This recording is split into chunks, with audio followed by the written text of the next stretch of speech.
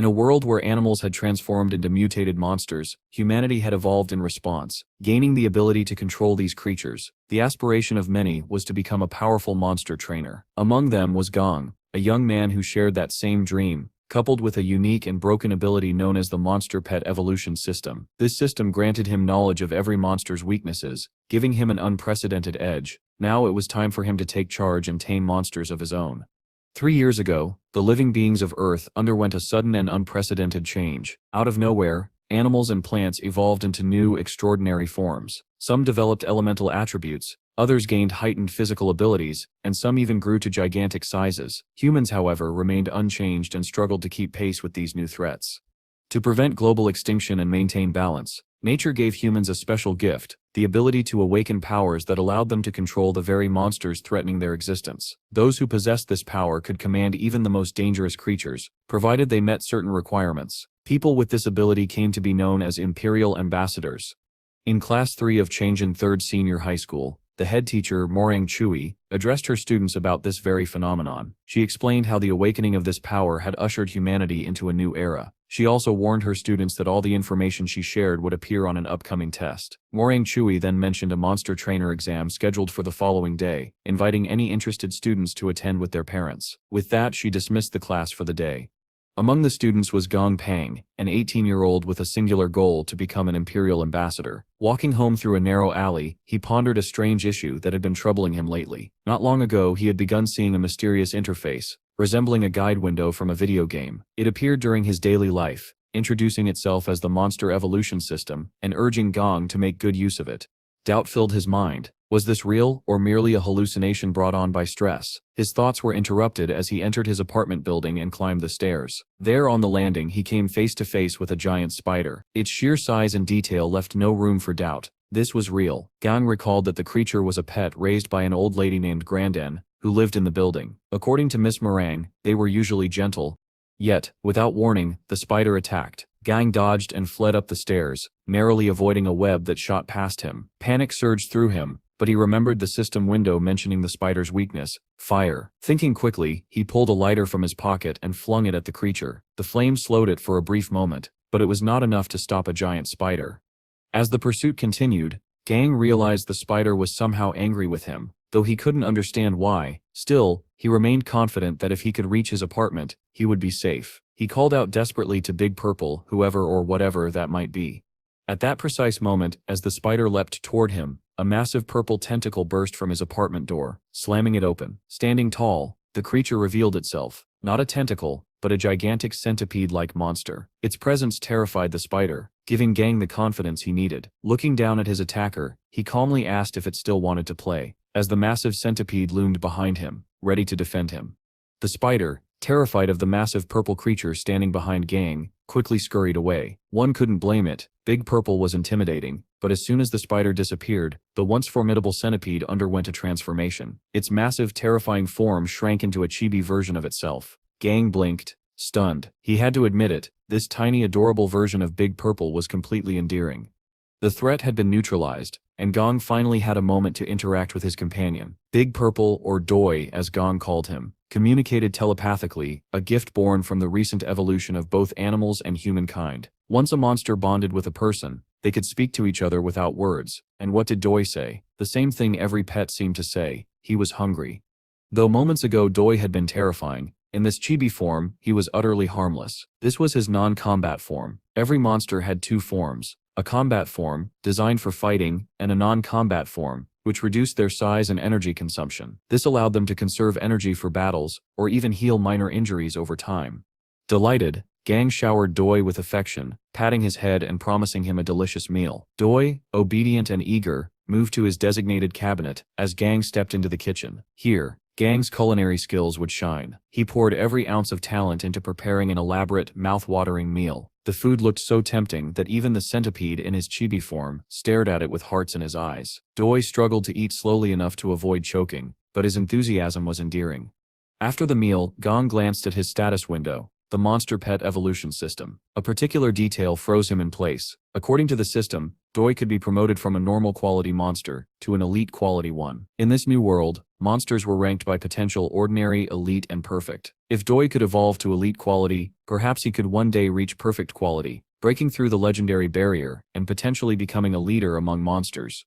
Eager to seize this opportunity, Gang examined the promotion requirements. 3 core items were necessary to initiate the process. 2 Yin Sheng Zheng grass and thunderwood were relatively easy to acquire with some money. The third, a thunder crystal core, was a far greater challenge. These cores were created from the remains of fallen monsters and were exceedingly rare. Even ordinary cores were extremely expensive, and a thunder core could easily cost 10 credits or more.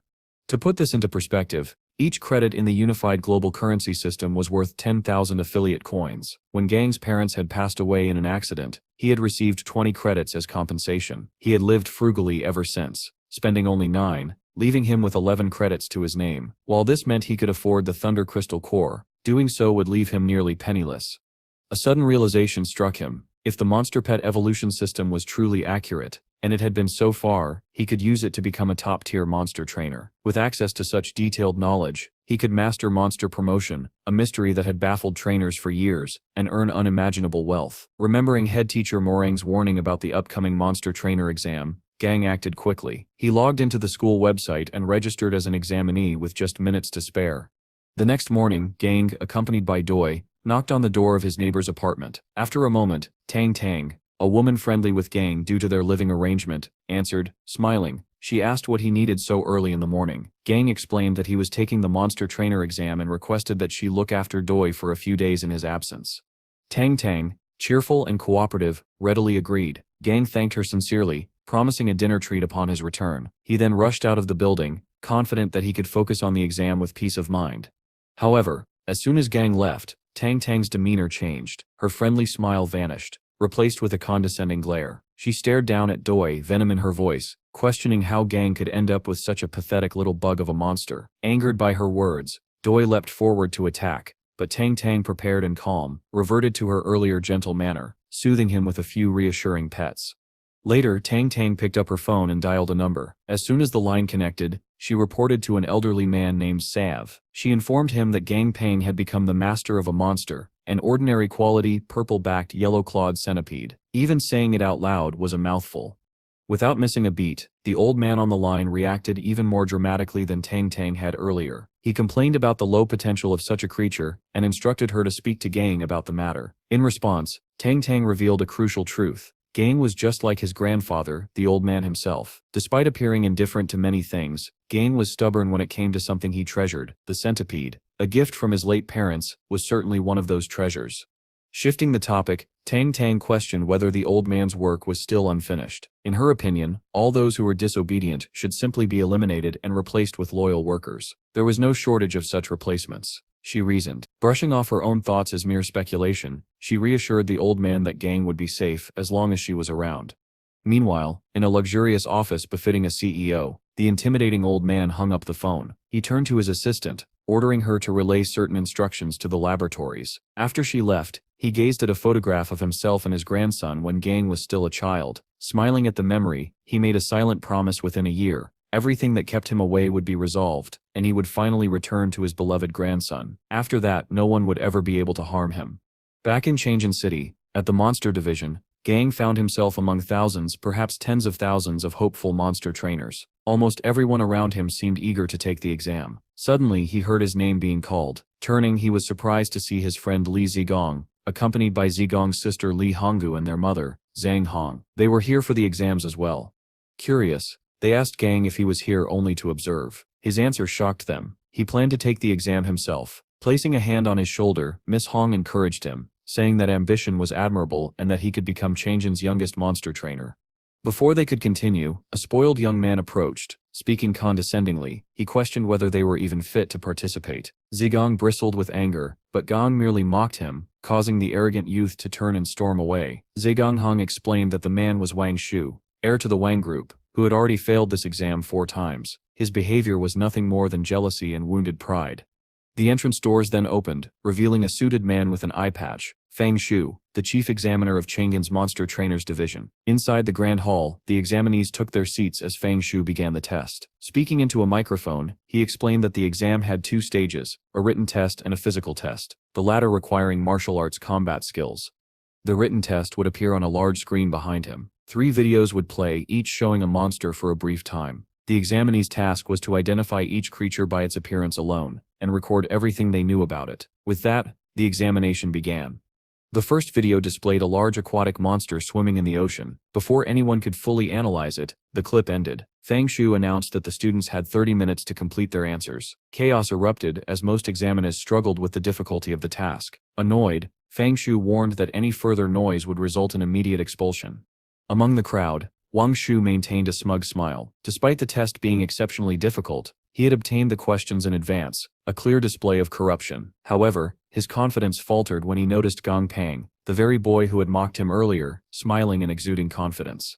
For Gong, this test was straightforward. With the monster pet evolution system and his own subconscious knowledge working together, he could see everything about each monster, its name, preferences, diet, and even weaknesses. Calmly, he recorded his observations, starting with the storm dolphin, then the mighty gorilla, and finally the S-mantis. As the time limit approached, Gang's pen moved swiftly across the page, completing the written portion with ease. Fang Shu called for the collection of their papers. Gang Pang, fully confident, knew he had aced the written test. After all, he had the entire encyclopedia of monsters at his disposal through the system.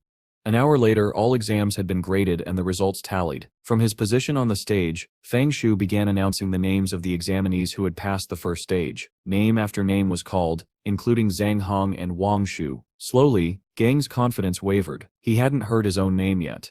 Finally, the list seemed complete. Wang Shu immediately mocked him, assuming that Gang had failed, but Fang Shu spoke again, asking, "Who is Gang Pang?" The entire room fell silent. Smiling, Fang Shu congratulated Gang on achieving a perfect score. The hall erupted into a mixture of envy, awe, and surprise. Gang turned his attention to Wang Shu, locking eyes with him. With a calm tone, he reintroduced himself and apologized for surpassing him, leaving the spoiled heir speechless. With the first stage complete, the thousands of examinees had now been narrowed down to a select few. Fang Shu led them to the location of the second stage, a massive circular arena, large enough to fit several houses within its walls. At the center, the examinees gathered as Fang Shu explained the task. Around the edges of the arena were monsters provided by the association. The task would last an entire week. They were to evolve the monsters assigned to them, increasing their rank within the time limit. The association would supply all necessary materials, but failure to improve the monster's quality would incur a severe penalty. The examinee would have to pay the full market price of the resources used. Overuse of materials would also count as failure. With a clap of his hands, Fang Shu summoned another official from the Chang'an Monster Division. The man carried a red-brown box containing rune cards, which the examinees would draw at random to determine their assigned monsters. In theory, this ensured fairness, but in practice, schemes and sabotage were common. When it was Gang's turn, a plan to undermine him became apparent. Wang Shu smirked from behind, while Len carried out a subtle sabotage, using a tiny invisible chameleon under his control. Len pushed a specific rune card into Gang's hand as he drew from the box. A faint smug grin curved Len's lips.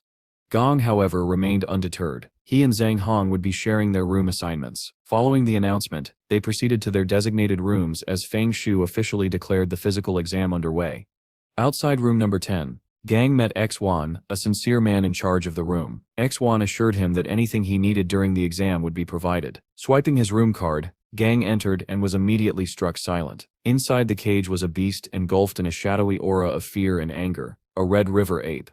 Viewing the creature's status window, Gang was shocked. The ape's condition was pitiful. Turning to XYN, he asked what had happened. XYN explained uneasily that the ape had been experimented on and abused so severely that waste and conflicting energy had accumulated in its body. According to the association's instructions, this was the only monster available for the exam. But in truth, plenty of other monsters existed. The ape had been deliberately selected as part of a scheme to sabotage Gang orchestrated to satisfy complaints from the Wang family. Despite the grim situation, XY assured Gang that arrangements could be made for the ape to take the physical exam next year, carrying over his written results. But Gang, undeterred by the challenge, was determined to succeed with this monster, no matter how difficult the task. Approaching the cage, he took in the state of the Red River ape, feeling a mixture of disgust and resolve. People, he realized, could be crueler than any monster.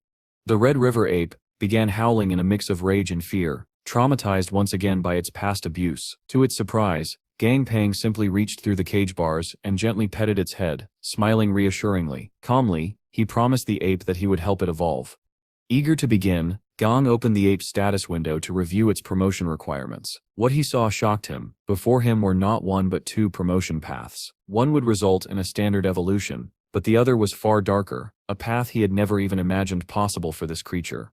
The normal evolution path required far too many resources to stay within the exam's limits. Considering the constraints, Gang's only viable option was to attempt the ultimate evolution and take a significant risk. According to the system, the dark lesions on the ape could be advanced to absorb yin energy, giving it a chance to evolve into an entirely new species, even from its lowest quality state. Studying the process in detail, Gang saw the steps required. The ape must consume a black candle herb in half portions with each of 3 meals per day for 3 days. Afterward, it needed to eat an elite-level undead monster crystal core. Finally, 8 units of luminous powder had to be mixed into sulfuric acid water in pairs, along with either 1 skeleton mushroom or 2 grass knots. When Gang handed the list to XYN, the man could only stare in disbelief. Every item was highly toxic. Was Gang attempting to train the ape, or kill it? Gang simply smiled and told him to have faith. After all, a strong disease required a strong cure, didn't it? 3 days later, several examinees had already failed and been removed from the facility. Some had made catastrophic mistakes, while others had simply been outclassed. Meanwhile, Gang and the Red River ape were thriving. The black candle herb had healed the ape's external wounds almost completely and elevated its spirit and condition to their peak. Even the undead monster core had begun to take effect. All that remained was the sulfuric acid bath. Gang held the key to the ape's cage, given to him by XYN. Unlike most association monsters, this ape's mental state was highly unpredictable, so Gang would have to release it at his own risk. After making the ape promise to behave, he unlocked the cage. The ape barreled out, rushing straight at him, but instead of attacking, it leapt onto Gang and hugged him. Patting the beast's head, Gang instructed it to follow as he led it to the bathroom. Inside, he revealed the vat of toxic sludge he had prepared for the bath, a substance so caustic it could vaporize anything that touched it. The ape, cautious yet curious, tested it by dropping a hair into the bath. The hair disintegrated instantly. Shocked, the ape begged Gang not to put it in. Gang, impressed by its intelligence, gently placed a hand on its head and reassured it that this was for its own good. Determined to make Gang proud, the ape stepped into the bath with resolve. Immediately, a miniature storm of smoke and darkness engulfed the room. The facility's fire alarm was triggered by the abnormally high smoke levels. Security teams rushed toward room 10, fire extinguishers in hand, while some examinees, including Wang Shu, eagerly followed, anticipating disaster for Gang. When the security team kicked open the door, they found no fire, only an immense cloud of black smoke. Emerging from the haze, Gang turned to see them and addressed XYN at the front. He apologized for the disruption, explaining that he had become completely absorbed in his task and hadn't even realized the alarm had gone off. Despite the chaos, he remained unharmed, a testament to his focus and the unusual bond he shared with the ape. Joan informed the others over his radio that room 10 was clear and asked them to dismiss the false alarm. The examinees who had followed the security team finally caught up and peered in from the doorway, observing Gang Pang. They whispered among themselves, concluding that the boy was simply too young and inexperienced. He had probably caused the alarm by accident. Wang Shu was delighted by this assumption, confident that Gang's experiment had failed, but to their shock, a massive, ghastly skeletal hand suddenly emerged from the vat of toxic materials, gripping the corner of the tub. It pulled forth the head and body of a brand new monster. The creature that emerged was unlike anything anyone had ever seen. A giant skeletal ape surrounded by a purple flame, its eye sockets and skull emitting darker, more intense flames. Susanna Monkey, Gang read aloud from the system notifications. The evolution was complete. The Red River ape had transformed into an elite-quality battle-bone dead ape. From that moment, Gang's suspicions were confirmed. As long as he had the proper materials, he could promote almost any monster at his discretion. He quickly began examining the ape's new form. Its larger body, metallic-like bones, and rock-solid aura made it an incredible specimen. Observers at the doorway shared his amazement. Lane was practically drooling, declaring that this was a previously unseen type of monster. Its status as a rare undead only made it more valuable. Fang Shu, however, regarded Gang Pang with a proud smile. While the monster's form was remarkable, it was even more impressive that the young trainer had achieved it. Realizing that the examiner was present, Gang quickly explained that he had completed the task assigned for the physical exam. Fang Shu's smile widened at the boy's enthusiasm and declared that Gang was proving himself worthy of being the first-ranked examinee. Suddenly the ape tugged at Gang's shirt, looking up at him with its new towering frame. Gong patted its finger and spoke to it reassuringly. Meanwhile, Legion schemed as usual, plotting to take the promoted monster for himself. Monsters evolved in the exam were usually given to association employees as rewards, but this one was far too rare and powerful to pass up. Before he could hatch a plan, Fang Shu intervened. Observing the bond between Gang and the ape, he recognized that the monster had grown dependent on Gang over the past few days, forming a connection that could not be ignored. Taking all factors into account, Fang Shu extended his hand toward Gang and declared that the ape would be given to him. Ziyan and Li Jin were flabbergasted. Such a decision had never occurred before. Gang, on the other hand, was left speechless. Managing only a quiet, "me."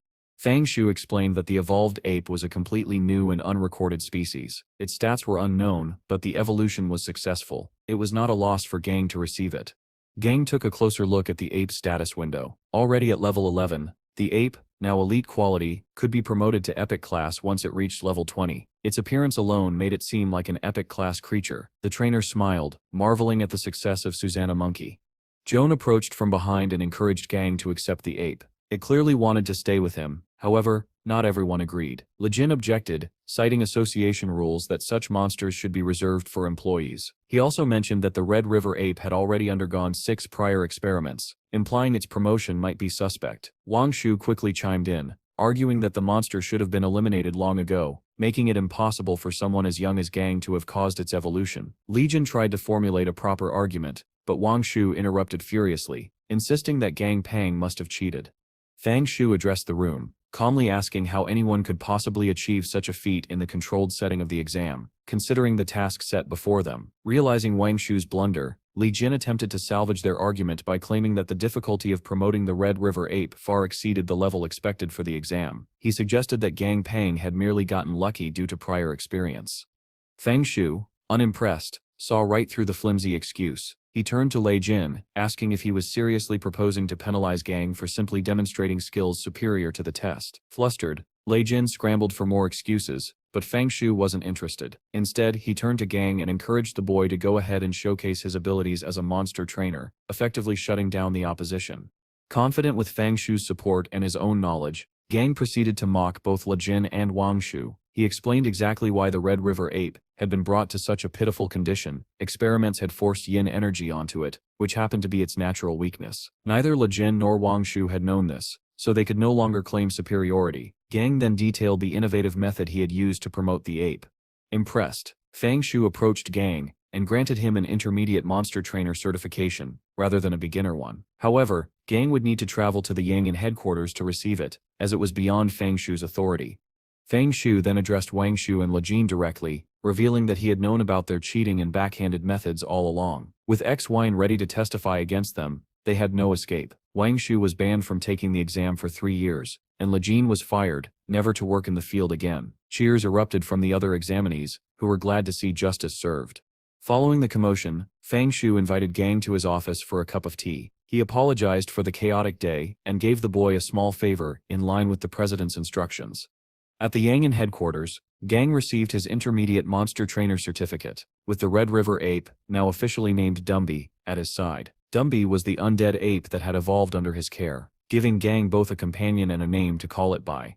Reviewing the certification booklet on the bus ride home, Gang noticed an added bonus: having a certificate would grant him 3 full points on his college entrance exams. The monster trainer exam had provided him with an elite quality monster, a profitable reward, and even an identity token. He couldn't help but be impressed with the efficiency of the association. Normally, an organization of this scale would be far more bureaucratic and difficult to navigate. Fang Shu also had another request. He wanted Gang Pang to represent Shanghai City in the World Monster Trainers competition. The city had a worryingly low number of competent trainers, and they had never ranked notably in the tournament. With Gang's potential, however, Fang Shu was confident he could make waves.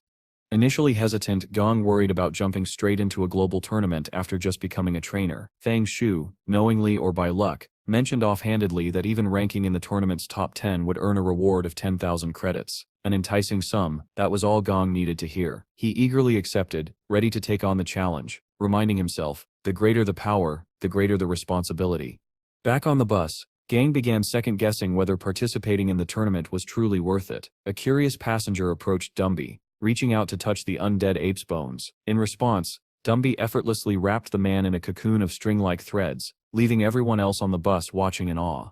Turning to his companion, Gang petted Dumby and spoke gently. "This is all I can do to support you." He knew that with Dumby and Doi to feed and care for, it was his responsibility to provide for them. Despite the chaos, both monsters remained calm under his guidance, a testament to the bond they had formed and the trust they shared.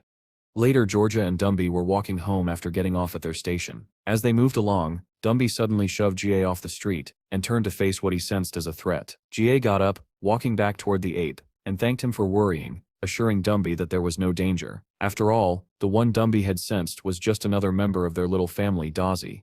Except, Dazzy was very different now. Extremely different. Looking at the centipede, Georgia could only feel horror at the sight of the extremely fattened worm crawling toward him. What on earth had Tang Tang done to him? From the direction Dazzy had come, Tang Tang appeared, walking toward GA. As soon as she saw him, she told him that Dazzy and she had come to pick him up. When GA asked about Dazzy's state, she explained casually that she had simply made him healthy and strong by feeding him plenty of good food. After all, he had been far too skinny before. This, she explained, was the so-called feeder method. Terrifying. Gay glanced at Dazzy's status window. The words "extremely overnourished" stared back at him. There was no way this could be considered healthy. Tang Tang, ignoring his shock, asked how his exam had gone. Gay gave her a brief summary. Tang Tang was most surprised by the fact that he had jumped straight to an intermediate trainer from the start. Smiling warmly, she told him his growth rate had truly impressed her.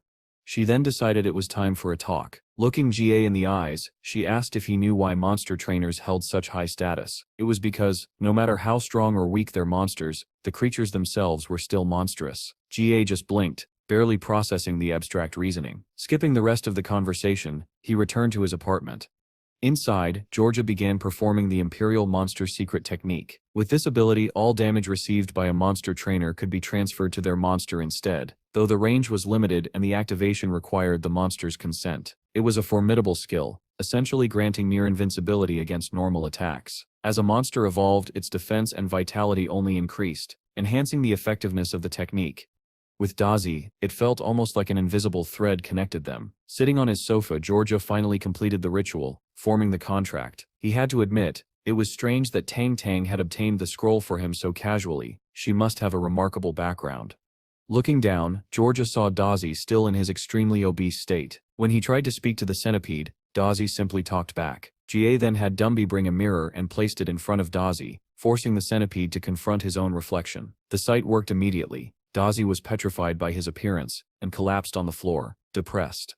Feeling responsible, Georgia told Dazzy not to dwell on himself. Instead, he encouraged him to exercise and lose the extra weight. If Dazzy succeeded, Georgia promised to give him a quality upgrade and a promotion similar to what Dumby had received. In his mind, Georgia pictured Dazzy in his upgraded form, complete with wings, but there was no way that would happen until the weight was gone. The next day, Georgia joined Tang Tang as they headed to her company. Proud of his new monster trainer certification, Tang Tang had offered him a job there, which he was more than happy to accept. On the way, Tang Tang explained her previous business endeavors, failures all, but GA was amazed by her current company. Not only was it in the center of downtown with notoriously high rent, but it was also a luxurious building. Tang Tang casually mentioned the pay GA would receive for his work. Surprisingly, it was much higher than the market rate for trainer services, but she brushed it off. If it were anyone else, Georgia might have been suspicious. But Tang Tang had cared for him since he was an orphan 3 years ago. He trusted her. Moments later, they were greeted by a cute young lady named Shan Chuan Chuan, the receptionist. Tang Tang instructed her to show GA around properly before heading on ahead. Exasperated by Tang Tang's antics, but happy to be there, Georgia followed Chuan Chuan to the office. As she punched in his information, Georgia considered his rates for services. Given that his methods almost always guaranteed monster promotion, he felt the pricing was fair, though he knew he needed to earn a lot to repay Tang Tang someday. Chuan Chuan asked if he was sure about charging rates, triple the usual maximum. Before GA could answer, a man suddenly barged in, panicked, and demanded that GA cure his monster. He offered to pay 10 times the standard rate if GA could help. GA, unfazed, calmly told him that his registered triple rate was sufficient, especially for his first order. The man, desperate, presented his monster, a purple mouse with a severe injury on its side. GA examined the creature through its status window and recognized it as an elite-quality purple lightning rat. The system immediately warned him about dangerous conflicting mutations. Turning to the man, Georgia demanded to know what had caused this dangerous reaction. The man admitted to feeding the rat a blood jade mushroom to force a mutation, never expecting such a severe conflict. Ga shook his head. Ignorance wasn't innocence, pal. Luckily, with the system's help, Georgia was able to formulate a cure. After gathering all the facts, Georgia realized that the rat was indeed in the process of evolving. The blood attribute from the mushroom and the rat's own lightning attribute were clashing for dominance, tearing the creature apart from the inside. Using the system's suggested method, Georgia could transform the conflict into a complementary coexistence, allowing the rat's evolution to complete successfully. Turning to Chuan Chuan, he requested 5 shadow fruits, a red maple heart, a pair of thunder gold leaves, and 1 blood bat monster crystal core. Man, they really suck at naming things in this world, he thought. Chuan Chuan rushed off to collect the materials while Ga turned to Ma and reminded him of the rules for such services. All the materials would be paid for in full by the client. Ma, solely concerned with his pet's health, assured him that was no problem. Once the materials arrived, Georgia took them and the rat to the treatment room. There, he prepared a pot over the stove, and for dramatic effect held a butcher's knife over the rat. Horrified, Chuan and Ma stepped back, only for Ga to plop the rat into the pot. Ma lunged forward in panic, but Ga, laughing, assured him it wasn't stew or soup at all. It was a medicinal bath, and the heat from the stove would help the rat absorb the nutrients. 10 minutes later, the pot's lid exploded off as a purple blur shot out, tearing through the room. Thanks to Ga's method, the conflicting mutations had harmonized, and the rat had evolved into a perfect quality lightning blood rat, a monster with dual attributes. Ga informed Ma that with a little training, the rat could even become a litter-level monster. Overjoyed, Ma thanked Ga profusely. Once the fees were settled, he asked to make another appointment for a different monster the next day. Unfortunately for him, Georgia had classes tomorrow, so he couldn't help. Curious, Ma asked what class he was taking, considering Ga was already such an impressive monster trainer. Ga calmly replied that he was a third-year high school student, then walked away. Both Chuan and Mei were left rooted in place, shivering at just how capable Ga was, even as a student. Later, Tang was seen in her apartment, fiddling with a small golden crystal core of high quality. Turning to her personal monster, she instructed it to deliver the item to Ga. The creature crawled across the outside wall and silently dropped the crystal core through Ga's apartment window. Coincidentally, or perhaps intentionally, the core landed right in front of Dazi.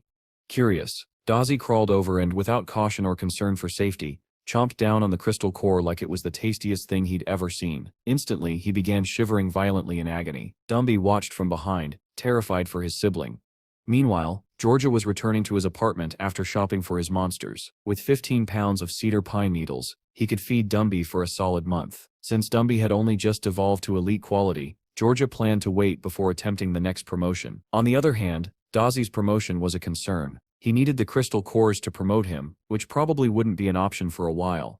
However, Georgia was in for a surprise. As he neared his apartment, he felt a sudden sense of distress through the telepathic link with his monsters. Panicking, he dropped the groceries and sprinted back home, slamming the door open.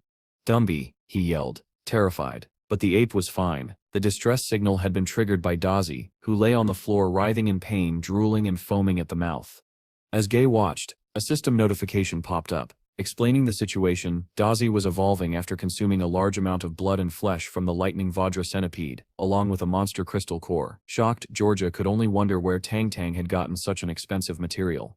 Sure enough, she appeared in his doorway, holding the groceries he had dropped, proving she had been watching him all along. J.A. couldn't decide if the gesture was wholesome or creepy, leaning heavily toward creepy before turning to face her. Gang was baffled, asking why on earth she would do something like that without even consulting him first. She simply replied that he wouldn't have accepted it if she had asked beforehand. After placing down his groceries and nervously scolding him for being reckless, she scurried backward and rushed into her apartment, barely managing a goodbye.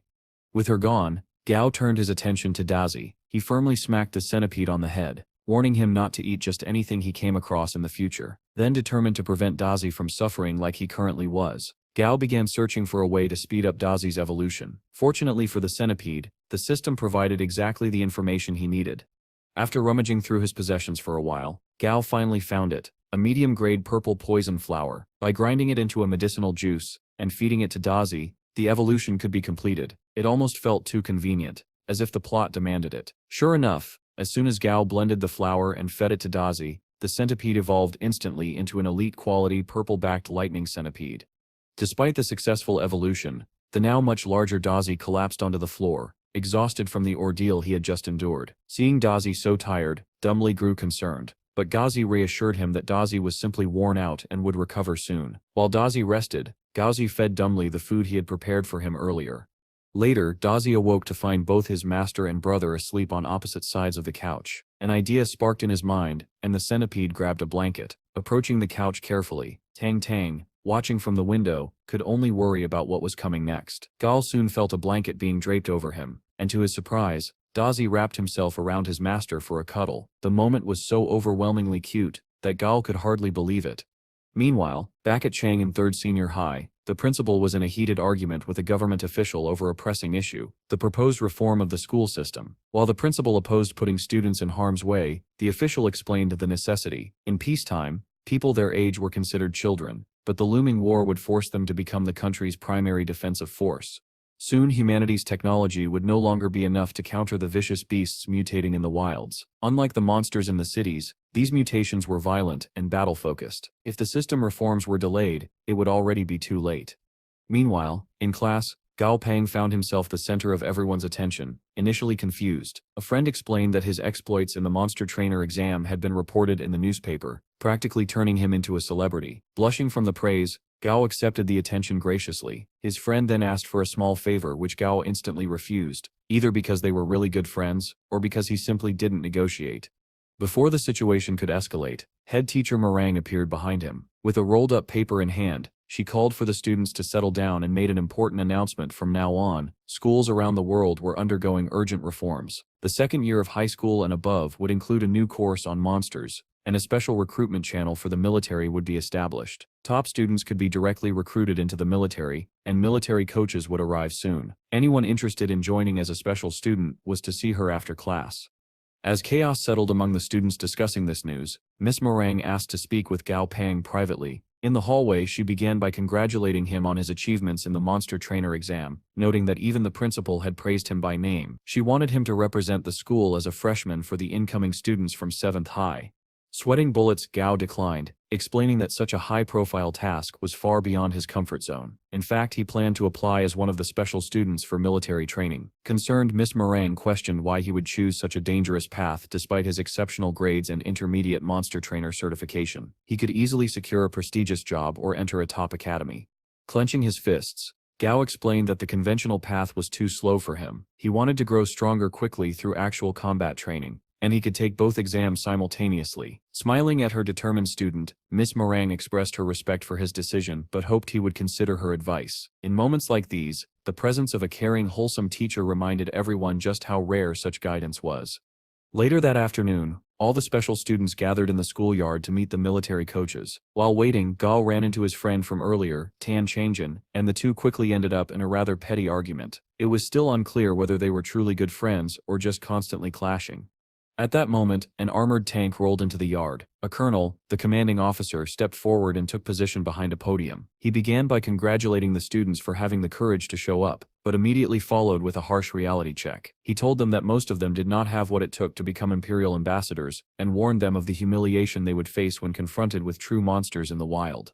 The students erupted with angry and offended complaints, but the colonel offered to show them firsthand. His subordinates brought forth a giant muscular white hound with glowing red eyes, a terrifying sight. Colonel Chen, taking the wolf's leash in his own hands, ordered his soldiers to set up a 10-centimeter thick 3-type armor plate for a demonstration. Once everything was ready, he crouched to the wolf's level and commanded it to attack. Before he could even finish speaking, the hound dashed toward the target at insane speed and ripped the armor plate to shreds. The students were stunned, their previous confidence shattered. From his position, Colonel Chen called out, explaining that this was the power of a trained beast, and that the monsters they would face in the future would be equal or even stronger. He then gave them a final chance to back out. Heads bowed in shame. Dozens of students walked away. Yet Colonel Chen's expression softened as he assured them that choosing to leave was not wrong. Studying was an honorable path as long as it was pursued sincerely. Among the students who remained, however, his demeanor changed. With a fierce, almost demonic smile, he warned that anyone leaving now would be counted as a deserter. Later that day, Gao Peng returned home after an exhausting first day of training under the colonel. According to him, 1,200 students would be eliminated from enrollment across the city's institutes within just a month, a staggering rate.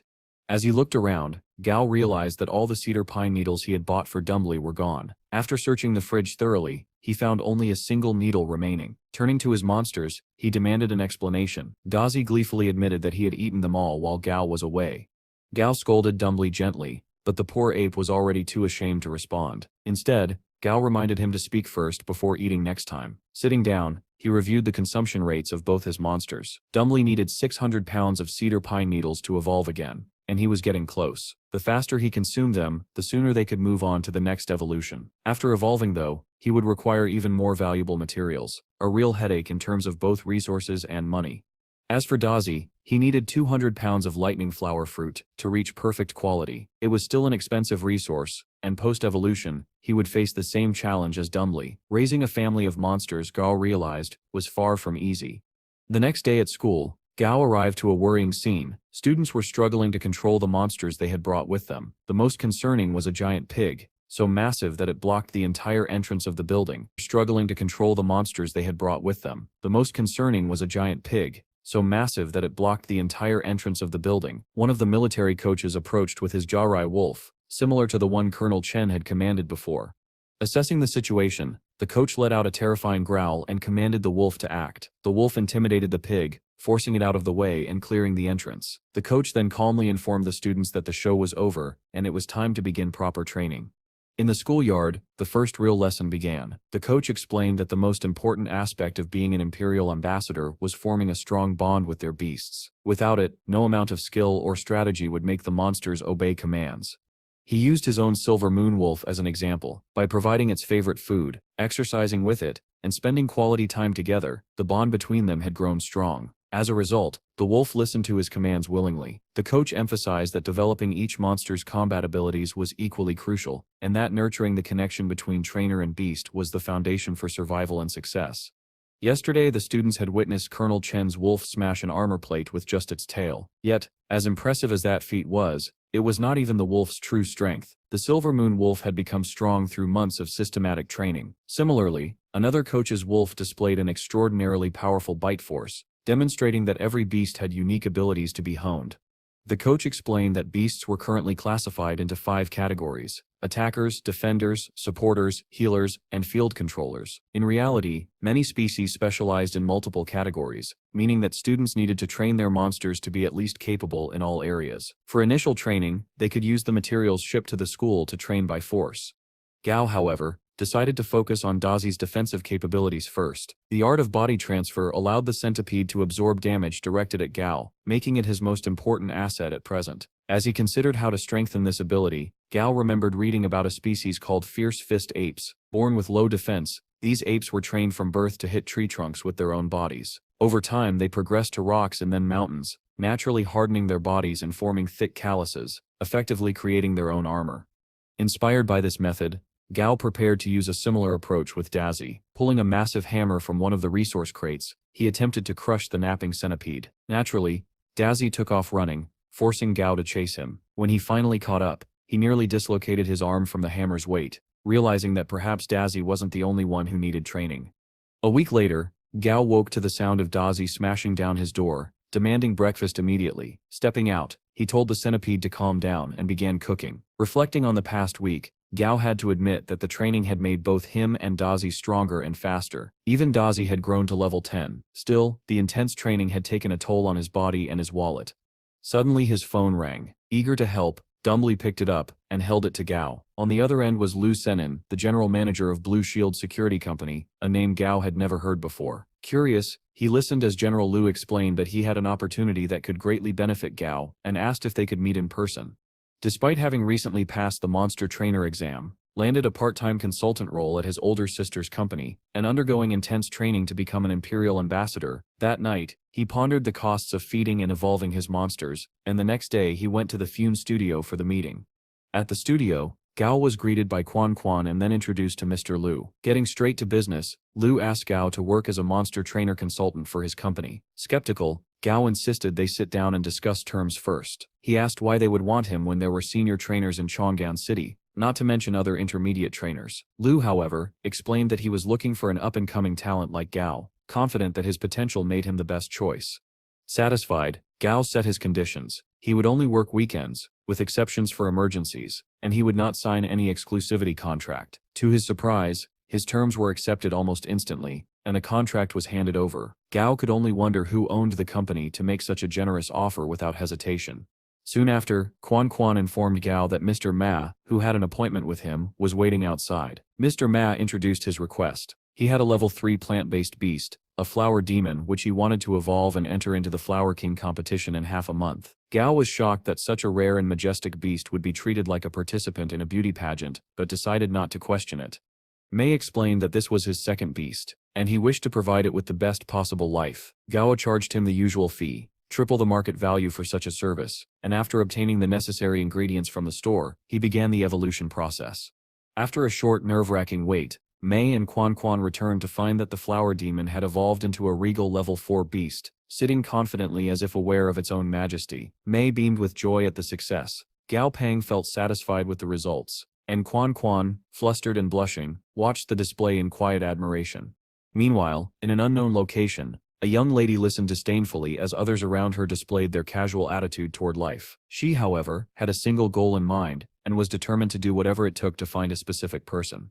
Back at the Cheney material shop, Gao Peng arrived to pick up his usual order of 30 pounds of cedar pine needles for Dumbly. Unfortunately, the store owner informed him that a shortage had occurred due to an infestation of villain spiders, which had appeared out of nowhere in the Black Ember Forest of Chan'an City. These spiders had destroyed crops and herbs, and were even devouring other monsters in the area. Filthy insects, Gao muttered, hungrier than me on a cheat day.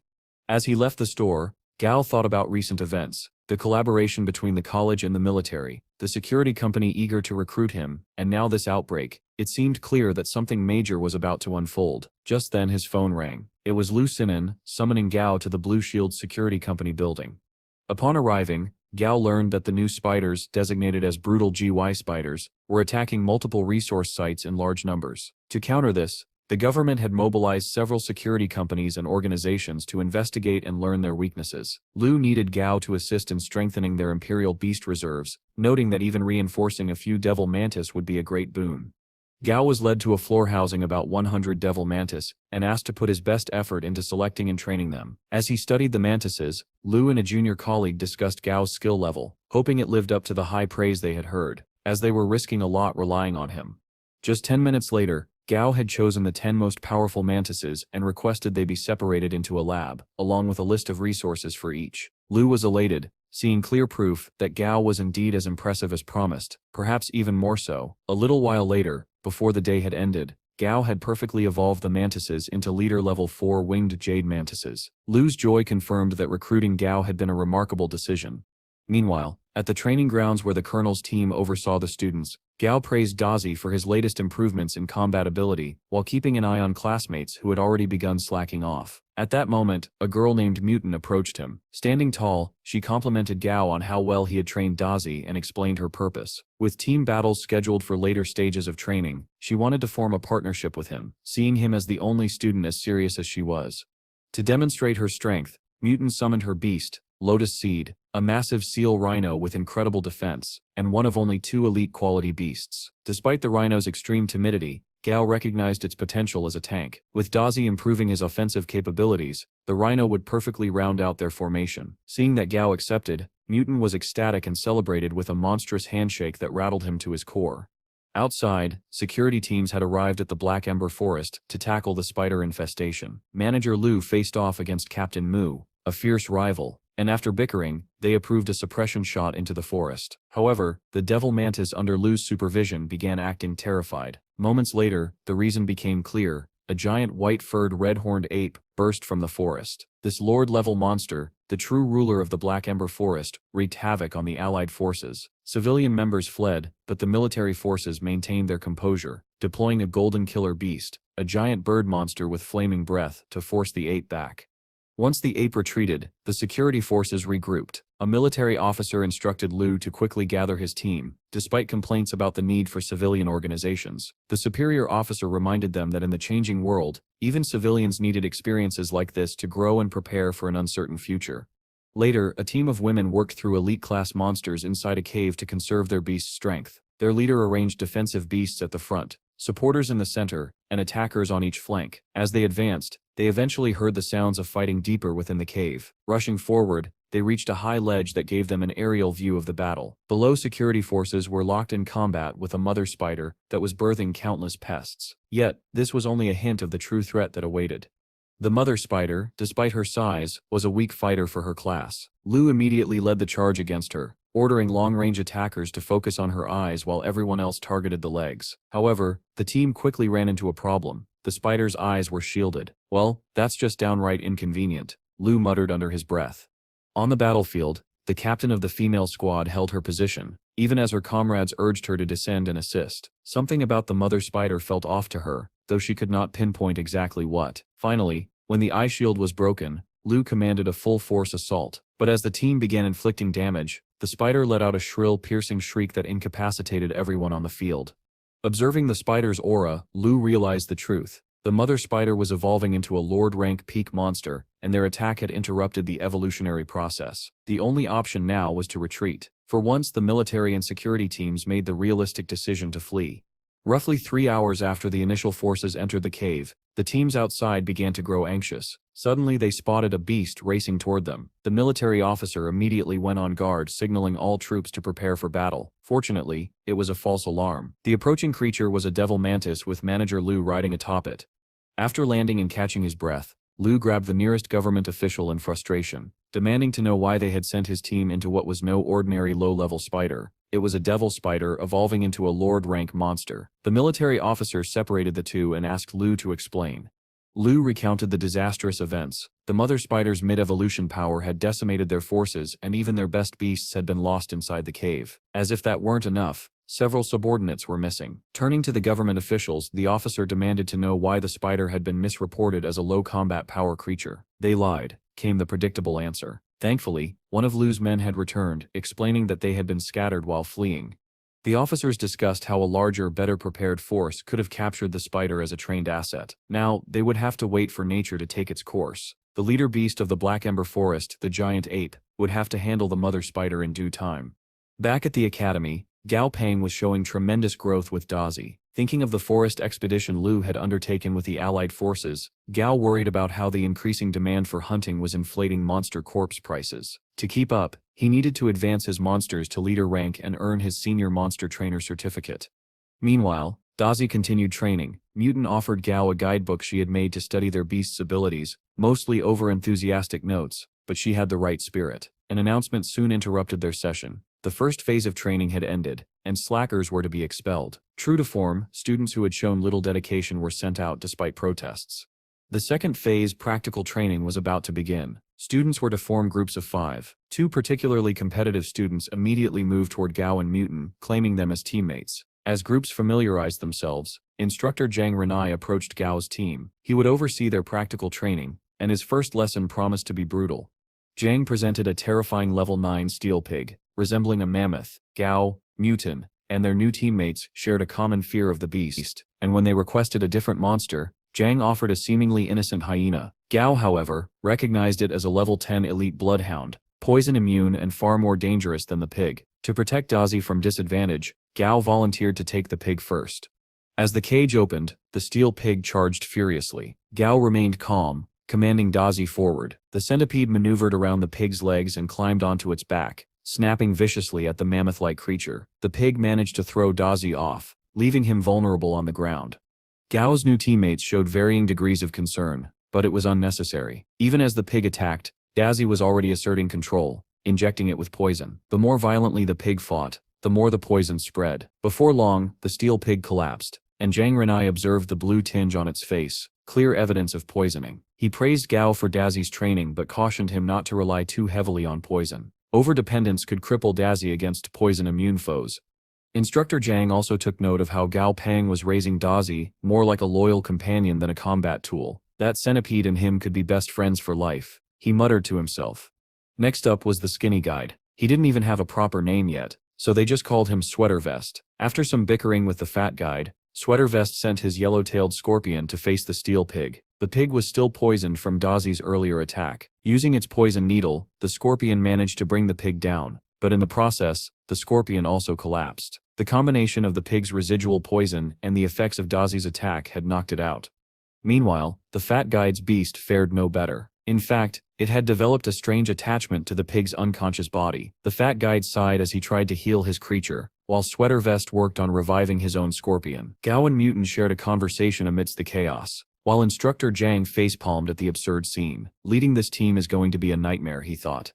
Back at Gao Pang's apartment, Dumby was perched in front of the fridge, constantly opening it and searching for food as if it would magically appear. Gao usually stopped him, but the little ape was just too silly and cute to interfere with.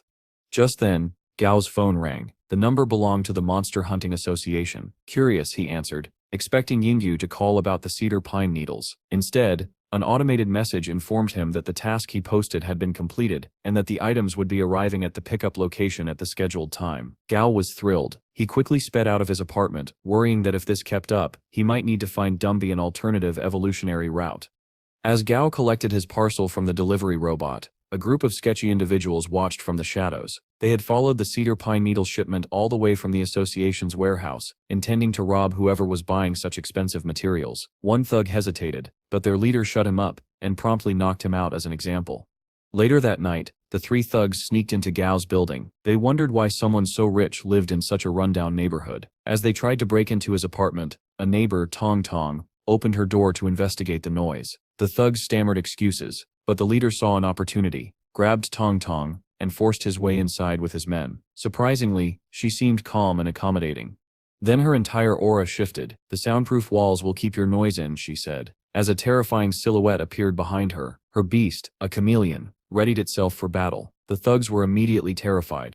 The leader regained his composure and rushed Tong Tong with a knife, only for her to effortlessly knock it away. One thug sent forward his hedgehog pet to assist, but the chameleon instantly devoured it. The thugs could do nothing but cry out in horror.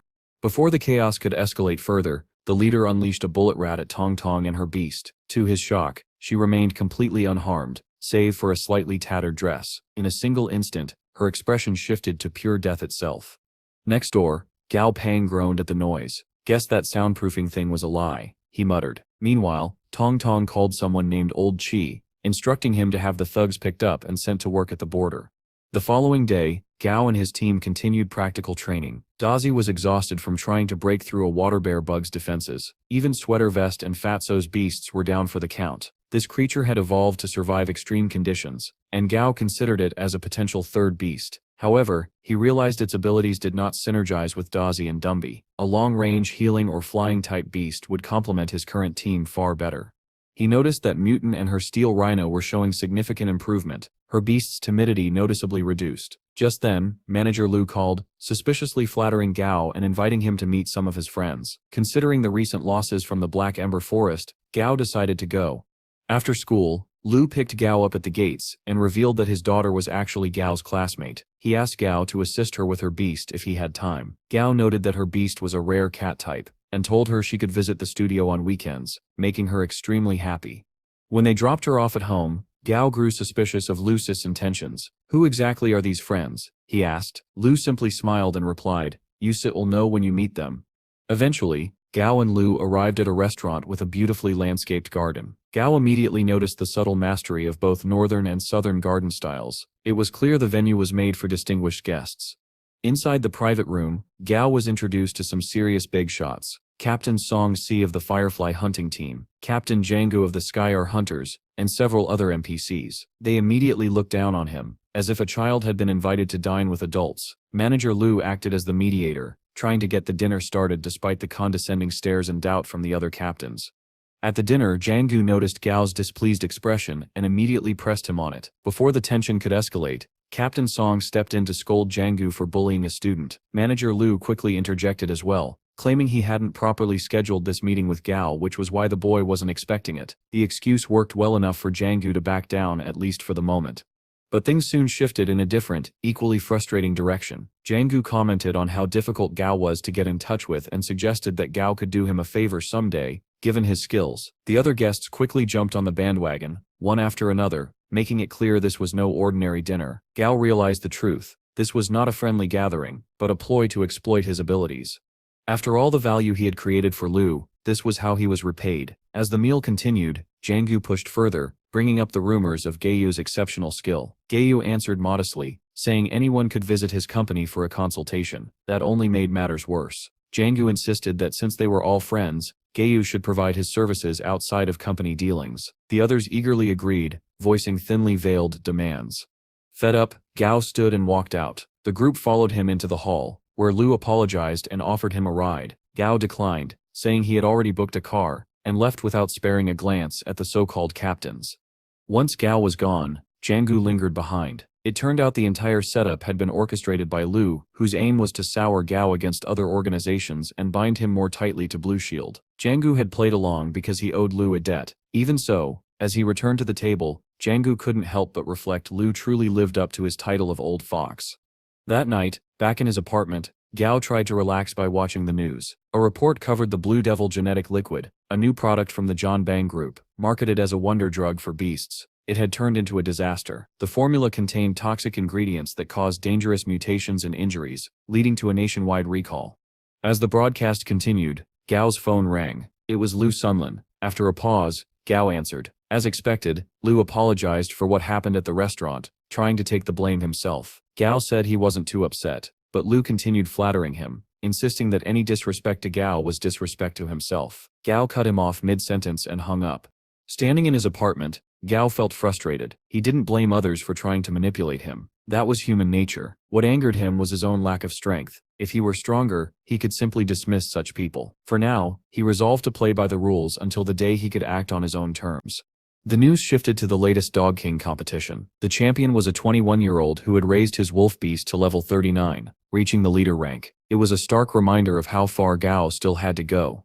That weekend, Gao was in his studio, preparing a concoction for Dumby. After finishing the brew, he handed the ape a test tube and instructed him to drink. The mixture looked disgusting, but Dumby obediently swallowed it. At that very moment, Jia Yu Lu's daughter arrived at the studio with two friends. They chatted outside, commenting on the lack of customers and Gao's rumored high prices. But before they could step inside, an overwhelming aura washed over them, suffocating in its intensity. Inside the studio, Dumby had evolved again. He had transformed into a level 16 perfect quality skeleton dead ape, with a new acquired trait, Blood Silk Heart. The ability passively strengthened him, and when activated, allowed him to manipulate his heartbeat to devastating effect. The evolution was impressive, but Gao immediately noticed a problem. Dumby's size had grown enormous. When Gao opened the door to fetch Quan Quan for help, he found Jia Yu and her friends standing outside. For a moment he suspected Lu had sent her to gauge his mood. But Jia Yu's casual attitude proved she knew nothing of the recent incident. Gao treated her kindly as a friendly acquaintance. When she requested his help evolving her beast, he explained the price and rules, then offered to cover the material costs himself out of respect for her father. Her beast, a timid cat, reacted poorly to Dumby's presence, cowering in fear until Jia Yu called to it. Then, in a bizarre display, the cat leapt straight into her chest with a mischievous grin. Gao raised an eyebrow at the strangely perverse behavior, but let it pass. Meanwhile, his attention shifted to the pet of Jia Yu's friend, a floating jellyfish-like creature. She explained that it was harmless, but carried a unique spatial storage ability, essentially a living bottomless wallet. Gao immediately recognized the immense potential of such a beast. When she mentioned they were sold at Wuku Square's Commercial Street, Gao knew at once what his third beast would be. Gao arrived at Wuku Square, where vendors were busy selling jellyfish. The crowd around him was fascinated by the strange floating creatures. Unlike the others, Gao had a very specific request. He asked to see all of the floating jellyfish, so he could personally pick one. One of the salesmen, intrigued by his persistence, led him into a hidden room where their full stock was kept. There, the vendor explained that floating jellyfish were originally born from a mutation caused by the Space Force at the beginning of the Great Catastrophe. Deep in the ocean, these creatures barely survived, nearly driven to extinction by predator monsters. Though they could float and even open small pocket dimensions, they were considered the weakest of the space-attributed monsters. Gao confirmed this himself by checking their status windows. Every jellyfish was weak, sitting flatly at level 1, except for one. This specimen, far more active than the rest, immediately caught his attention. The salesman, noticing Gao's interest, tried to scam him by setting the price at 100 credits. But Gao quickly countered with 50. To his disappointment, the salesman agreed instantly, which meant he had still paid far more than the creature was worth. Nonetheless, Gao had secured his prize, a jellyfish with dual affinities for space and wind, and of elite-level quality. He decided to name the little creature Silly. When Gao returned home, he proudly introduced Silly to Dai. To his surprise, Dai stormed into the bedroom, slamming the door in jealousy. Unwilling to tolerate such behavior, Gao lured him out with the promise of his favorite treat, only to give him a firm scolding once he appeared. With Dai subdued, Gao turned to his next task, forming a contract with Silly. Inside Silly's mental plane, Gao discovered that it was even smaller than Dai's had been at the beginning. The jellyfish's state was restless and unstable, making Gao feel as though he was bullying the poor creature. Instead of forcing the process, he decided to spend time bonding with Silly first, so it would naturally grow attached and lower its guard. His first idea: take Silly to school the next day. The following morning, Gao appeared at training with Silly perched on his head like a bizarre hat. His classmates, Mui and the others, were stunned. Even passers-by laughed at his odd appearance. To demonstrate Silly's usefulness, Gao pulled a chilled water bottle out of the creature's spatial storage and offered it to Mui. Still distracted by what was sitting on his head, she refused. After he explained, Mui asked whether he had seen the monster assigned for today's training, a massive purple-gold scorpion with a fearsome presence. As usual, Mu assumed Gao would be the first to challenge it. Other students grumbled at this, complaining he always gained bonus points by going first. But Gao, to their surprise, announced that it wouldn't be fair for him to take the first turn every time. He would let someone else go. Seizing the chance, a young man stepped forward with his pet beast, a giant chicken with a rainbow-colored tail. Gao recognized it immediately, a chicken dragon, the only other elite-level beast present besides Dai, though it was only of normal quality.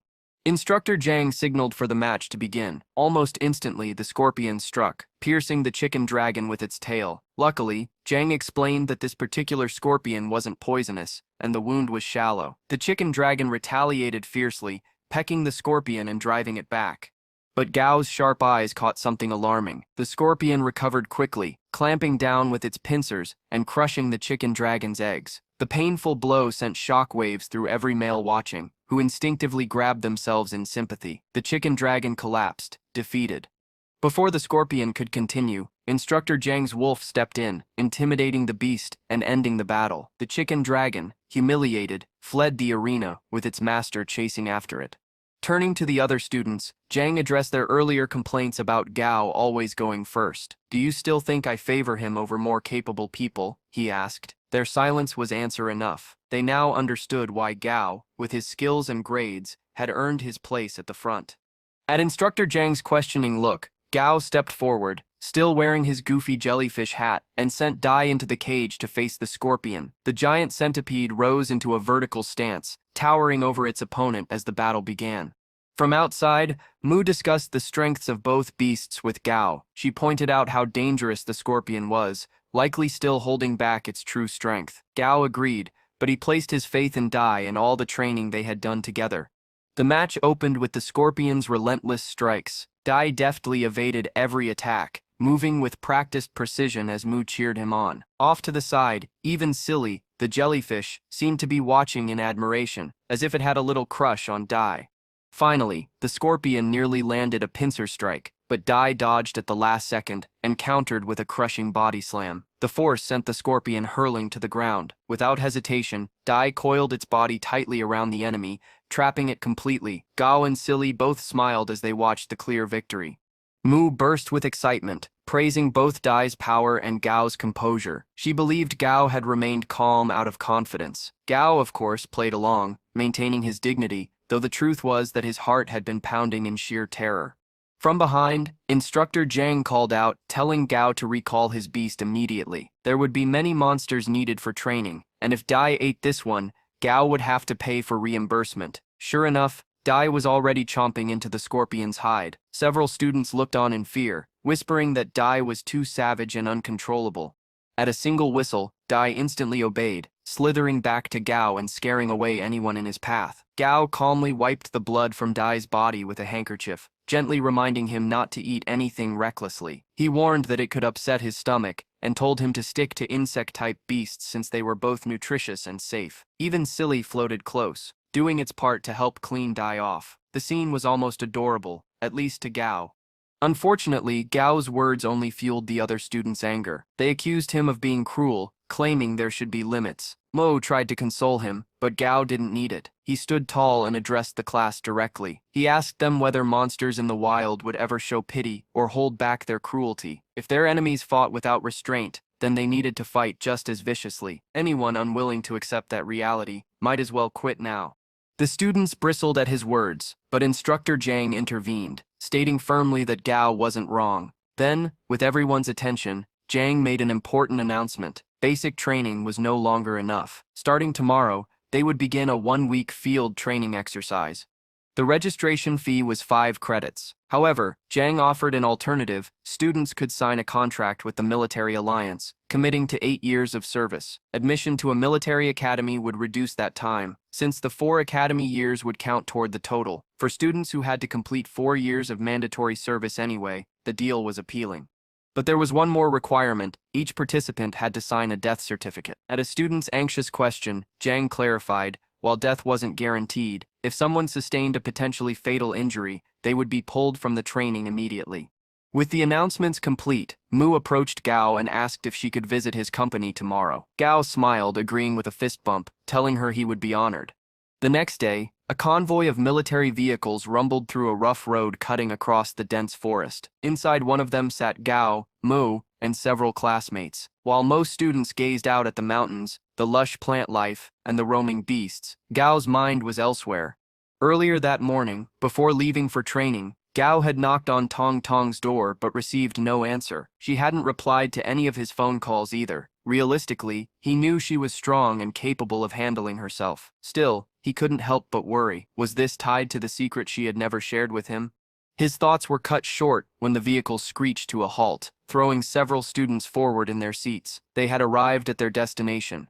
Once gathered together, the instructors explained the rules. Ahead lay a valley, cleared of all leader-level threats. Only normal and elite-level monsters remained inside. Each student had been issued a special watch with a positioning system and an emergency button. Their mission: survive inside the valley for 1 full week. Quitting midway would be counted as failure.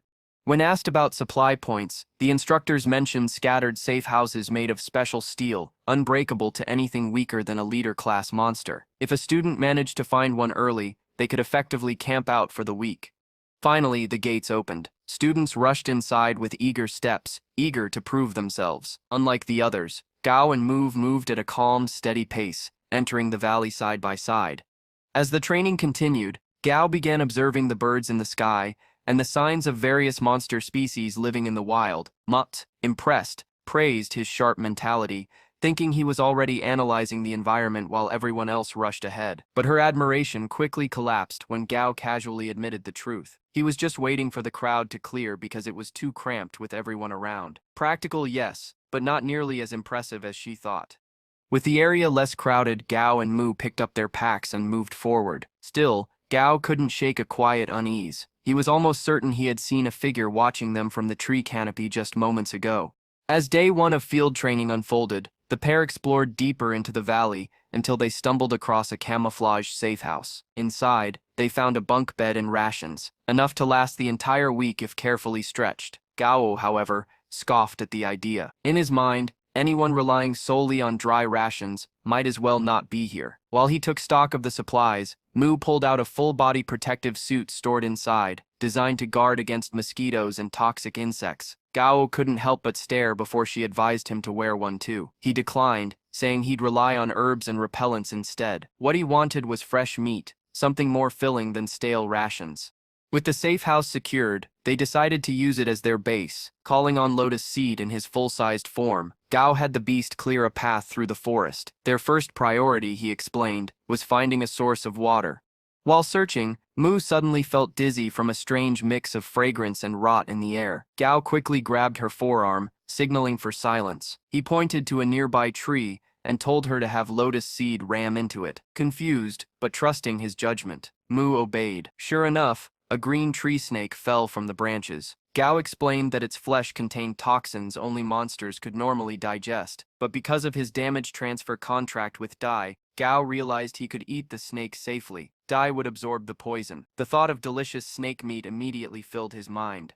Just then, Mu called out. She had discovered a large freshwater pond nearby. Gao was thrilled at the find, but as he admired their new water source, he felt something wet on his pant leg. Looking down, he saw a green frog floating at the edge of the water. It had spat on him. Disgusted, Gao decided to ignore it. Cleaning the pond was more important.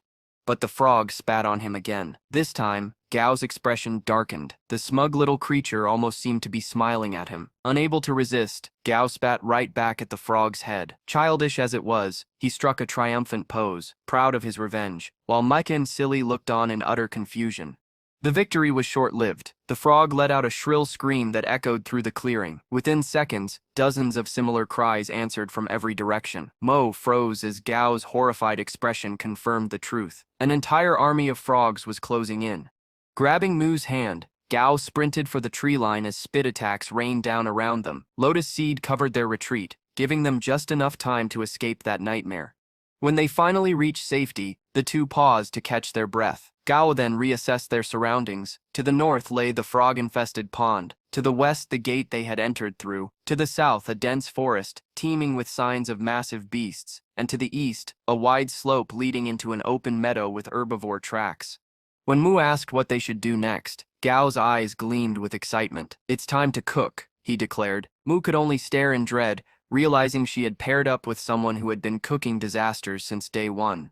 While Gao rambled about pacing themselves and relaxing, Mu suggested they at least gather proper ingredients. Instead, Gao casually pulled out the snake corpse from earlier. Her expression went flat. To make matters worse, he then revealed several small vials of seasoning and herbs he had somehow brought along. When she asked why he had them, Gao simply replied, "One must always be prepared for wilderness survival." Unbeknownst to them, their every move along with those of the other students was being monitored through hidden CCTV cameras scattered across the valley. The lead officer here had taken a particular interest in Gao and his resourcefulness. Despite being only a student with little training, Gao had already shown impressive instincts. Because of this, Colonel Lee ordered a focused monitoring of Gao's actions, curious to see how far his potential could go.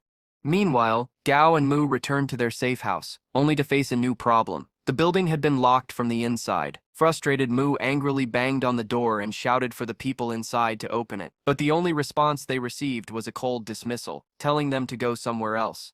Turning back to Gao, Mu admitted that they had no real claim to the place. Out here in the wilderness, such situations were common, and they could only count themselves unlucky to have run into such people. Gao calmly suggested that since it was just the two of them, they could camp outside. But before Mu could respond, the voices from inside called out again, telling them to hurry and leave before nightfall.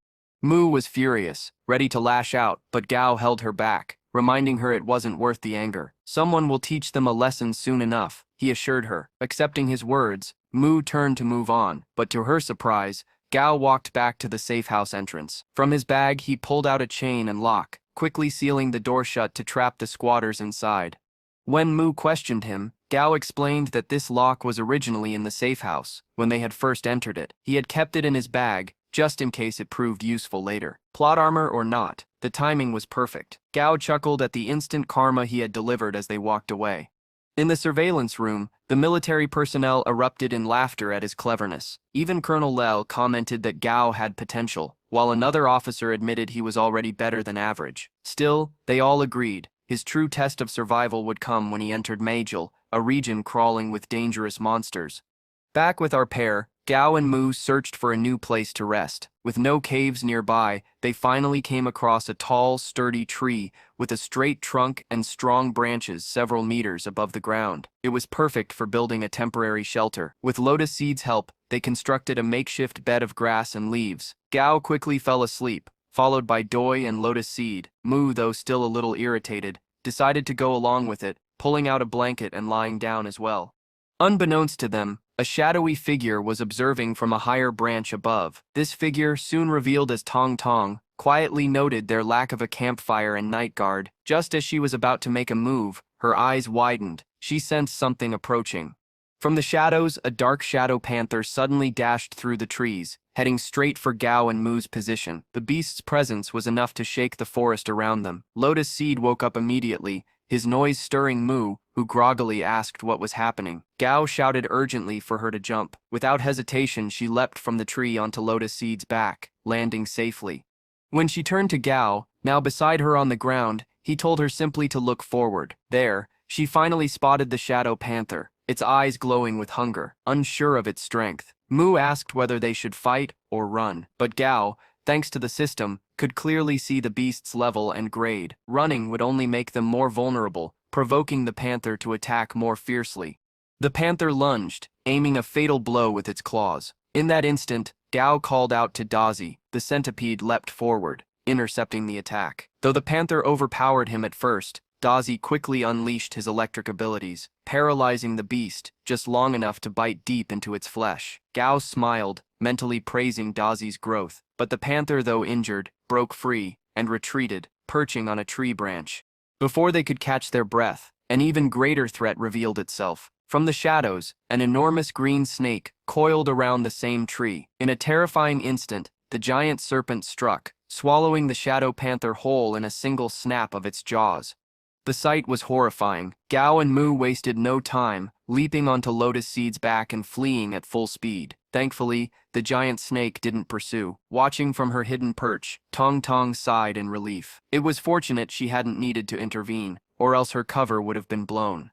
Back in the surveillance room, alarms rang as the system flagged the mutant giant jungle anaconda. The soldiers immediately asked if they should prepare to eliminate it, but Commander Yu shook his head, explaining that the giant jungle anaconda was naturally gentle and rarely fought unless provoked. Even then, its offensive strength wasn't too high. This encounter, he said, could serve as another trial for the students. If they can't handle even this, it's better they quit early, he concluded. Colonel Lei agreed, but still ordered the Golden Condor team to remain on standby for an emergency rescue if things went wrong. The next morning, Gao woke up Mu and told her they would return to last night's campsite to investigate. Mu hesitated, still fearful of the giant anaconda, but Gao insisted that their lack of information was the very reason they needed to go back. Understanding a monster's abilities, he explained, was a vital part of being a trainer. In these changing times, staying stagnant would only make them weaker.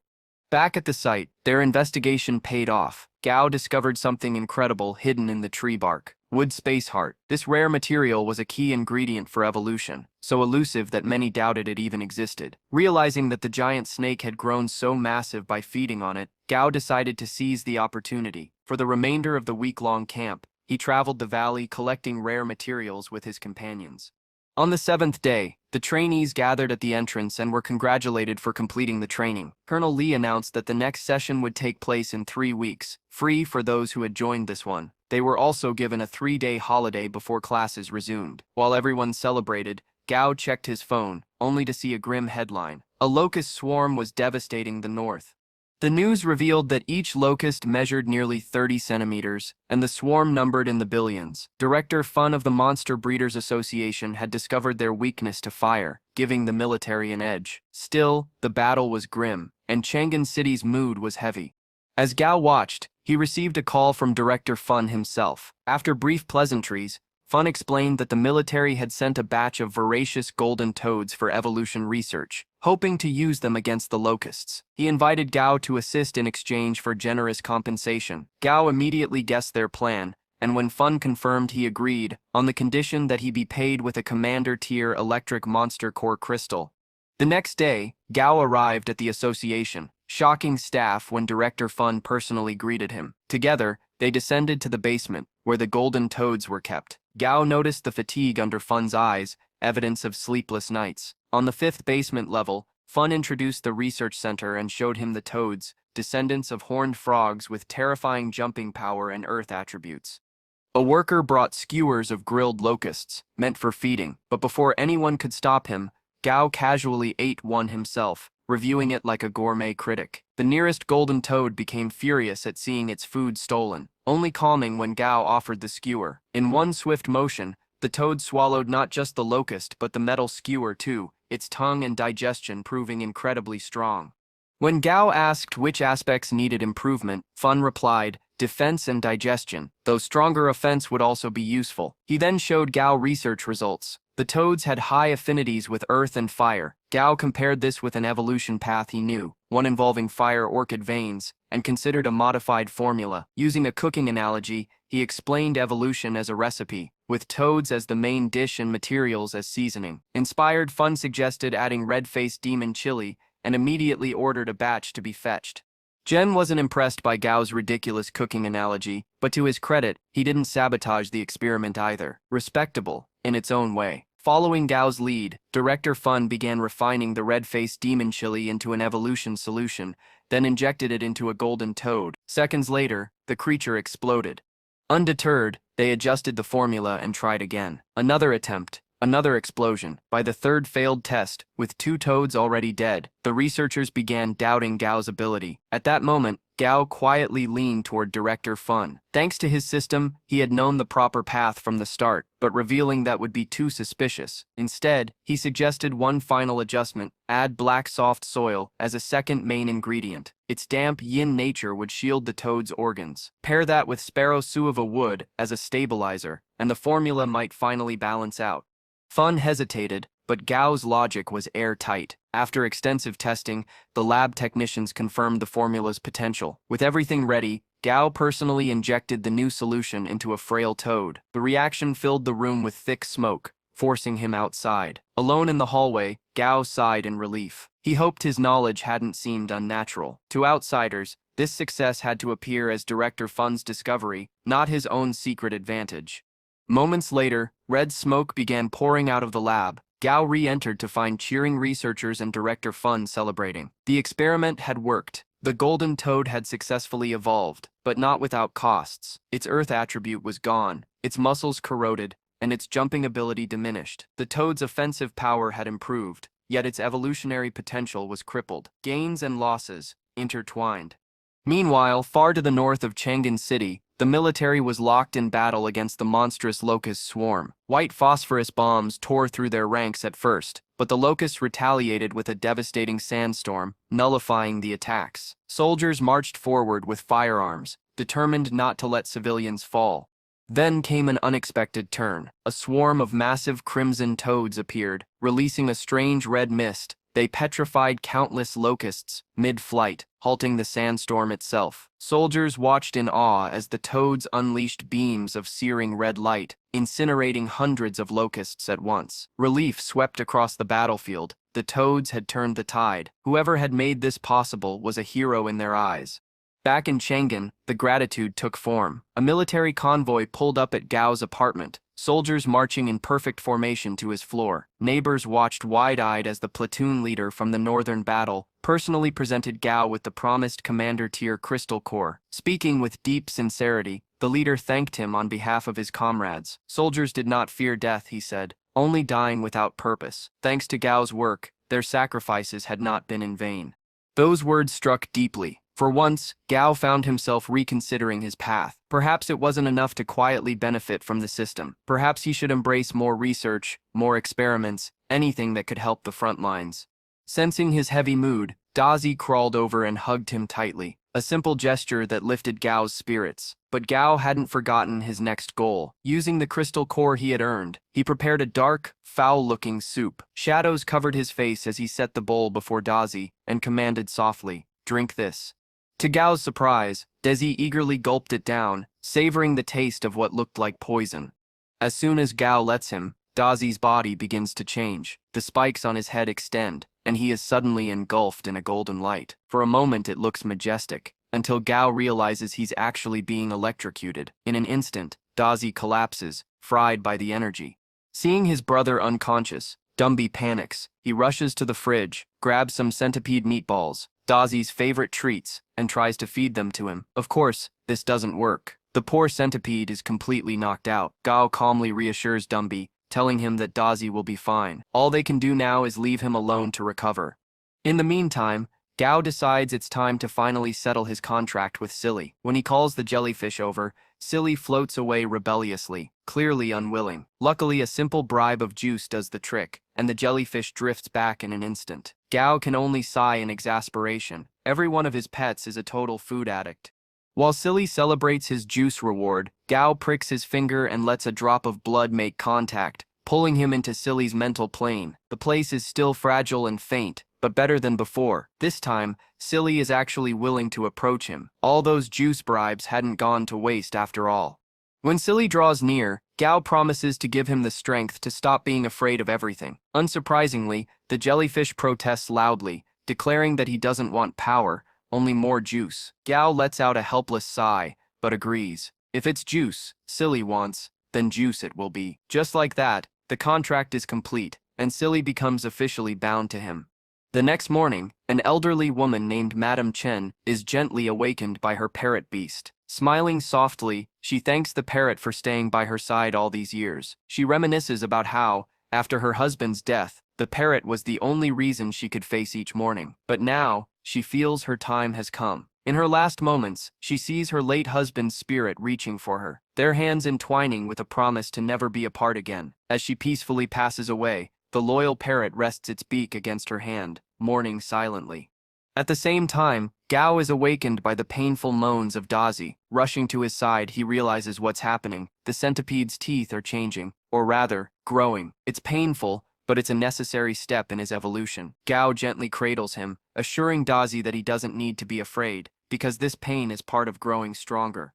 After settling Dazi down, Gao summons Silly, who perches half-formed on his head. He pulls up the system interface and begins considering Silly's evolutionary path. The support route would grant Silly spatial and healing powers, while the attack route promises devastating offensive abilities. Gao admits to himself that choosing support feels a little disappointing, but the attack path is far too costly for now. With practicality in mind, he decides on the support evolution, planning to explore stronger options later once they have the means.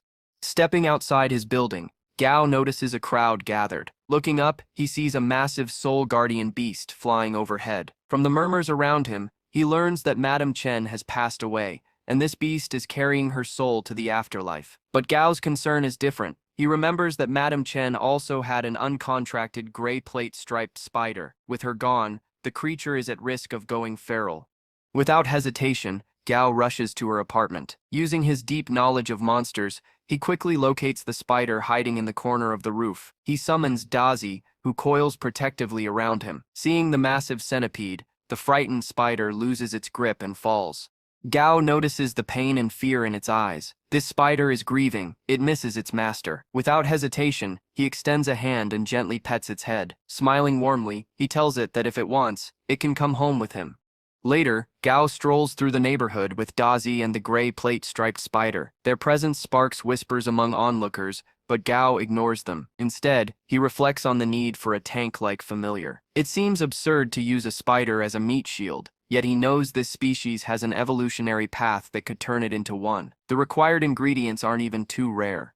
As he rides the elevator up to his studio, Gao can't shake the thought of forming a blood contract with the spider and rapidly strengthening it. Doing so would grant him a great surge of soul power. With the combined power of Dazi and Silly, contracting Dumby would become far easier. Still, he feels a sting of regret for promoting Dumby's grade too soon. It now makes gathering enough soul power for his advancement more difficult. Outside the Fa Peng familiar studio, Gao unexpectedly runs into Qin Chuan, but instead of her usual respectful address, she calls him Little Boss, a clear sign of her frustration. She informs him that there have been countless inquiries about his whereabouts. Gao, sensing her annoyance, quickly assures her that he has time to talk today. Though still irritated, Qin Chuan reluctantly accepts the list of ingredients he needs. As thanks, Gao promises to make her some milk tea later. Back in the laboratory, Gao establishes a blood contract with the gray plate spider, welcoming it into his home as a new companion. To prepare it for evolution, he brews a special potion that will transform the striped spider into a mighty gray armored spider. Drawing inspiration from the playful names of Silly and Dumby, he decides to call this one Stripey. Handing the potion over, Gao watches as Stripey writhes in pain. The soul transfer allows Gao to share a fraction of the agony, but he knows the creature is enduring much worse. Offering encouragement, Gao reminds Stripey that this pain will only make him stronger. Suddenly, Qin Chuan interrupts with news of a potential high-paying customer. Realizing he has another mouth to feed now, Gao quickly prepares to earn some money. He asks Qin Chuan to watch over Stripey's evolution while he steps away. He instructs her to pour the contents of a test tube into a container once the liquid changes to a lighter color. The customer turns out to be a man named Lushi, who greets Gao with admiration. Lushi explains that his herb garden was recently ravaged by gray devil spiders and is still under repair. Gao deduces he must be referring to the East City herb garden, which surprises Lushi. He didn't expect Gao to know about it. Lushi reveals that he once attended a military banquet where Director Chen praised Gao's role in the magma fire toad research, and since then he has held Gao in high regard. Lushi has come to Gao with a request. He wants him to evolve his familiar, an ebony N-hound. He explains that according to research, all dog-type monsters have the potential to follow this evolutionary path. With jet black fur, ebony N-hounds can vanish into the night, absorbing light wavelengths to become deadly assassins. They are highly prized as nighttime guardians of estates and gardens. When Lucy inquires about the cost, Gao outlines 13 possible evolutionary routes, removing the most resource-heavy options. The most expensive one is 5,000 alliance credits. Lucy is stunned at first, but when Gao moves to finalize the deal, he reluctantly agrees. Suddenly, a loud crash echoes from the lab. Gao rushes inside to find Qin Chuan in tears, pointing at Stripey. The spider has successfully evolved into a gray armored spider, but in the process it damaged equipment and frightened her. Though pleased with the result, Gao scolds Stripey for its recklessness. He then comforts the spider and instructs it to control its strength. To his bewilderment, Stripey immediately behaves strangely, accidentally striking itself. Gao sighs, wondering why all his familiars seem so clumsy. When he orders Stripey to remain still in his office, the spider scuttles sideways like a crab, ignoring his instructions entirely. Gao can only shake his head in disbelief as Qin Chuan looks on, equally baffled. He asks her to order replacement lab containers, gather the materials needed for the ebony hound's evolution next week, and hire someone to clean the lab. As Gao leaves, he reflects on how crowded his home has become. With so many familiars, he needs a bigger place. He decides to contact a property agent to help him find a new house, preferably on the outskirts of town. Soon after, he notices Stripey crawling ahead of him, still moving sideways like a crab. Suspicious, he wonders whether he performed the evolution incorrectly. Scolding the spider, he reminds it that it's a spider, not a crab. But Stripey just stares blankly, refusing to listen, leaving Gao utterly frustrated.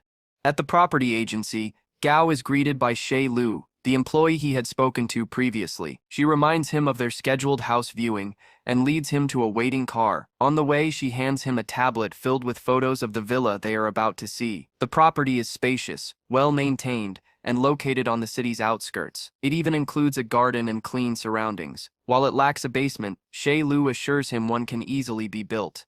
When Gao inquires about the location, Xiaoliu hesitates for a moment before revealing that it is near prosperous drive-in lake. Even more enticing, the price is only 2,000 credits, a bargain for such a place. Xiaoliu explains to Gao that along with the villa, he'll also receive a sizable plot of land, since the area isn't closely supervised. However, Gao grows suspicious. He notices that the plants in the photos remain unchanged, leading him to believe the pictures were taken before the cataclysm. Doubtful, he questions whether the agent is hiding something. Xiaoliu, flustered, quickly shifts the conversation, emphasizing the villa's facilities and extraordinarily low price. She insists that such an offer is nearly impossible to find elsewhere, and adds that there's a road leading to the villa at the base of a hill.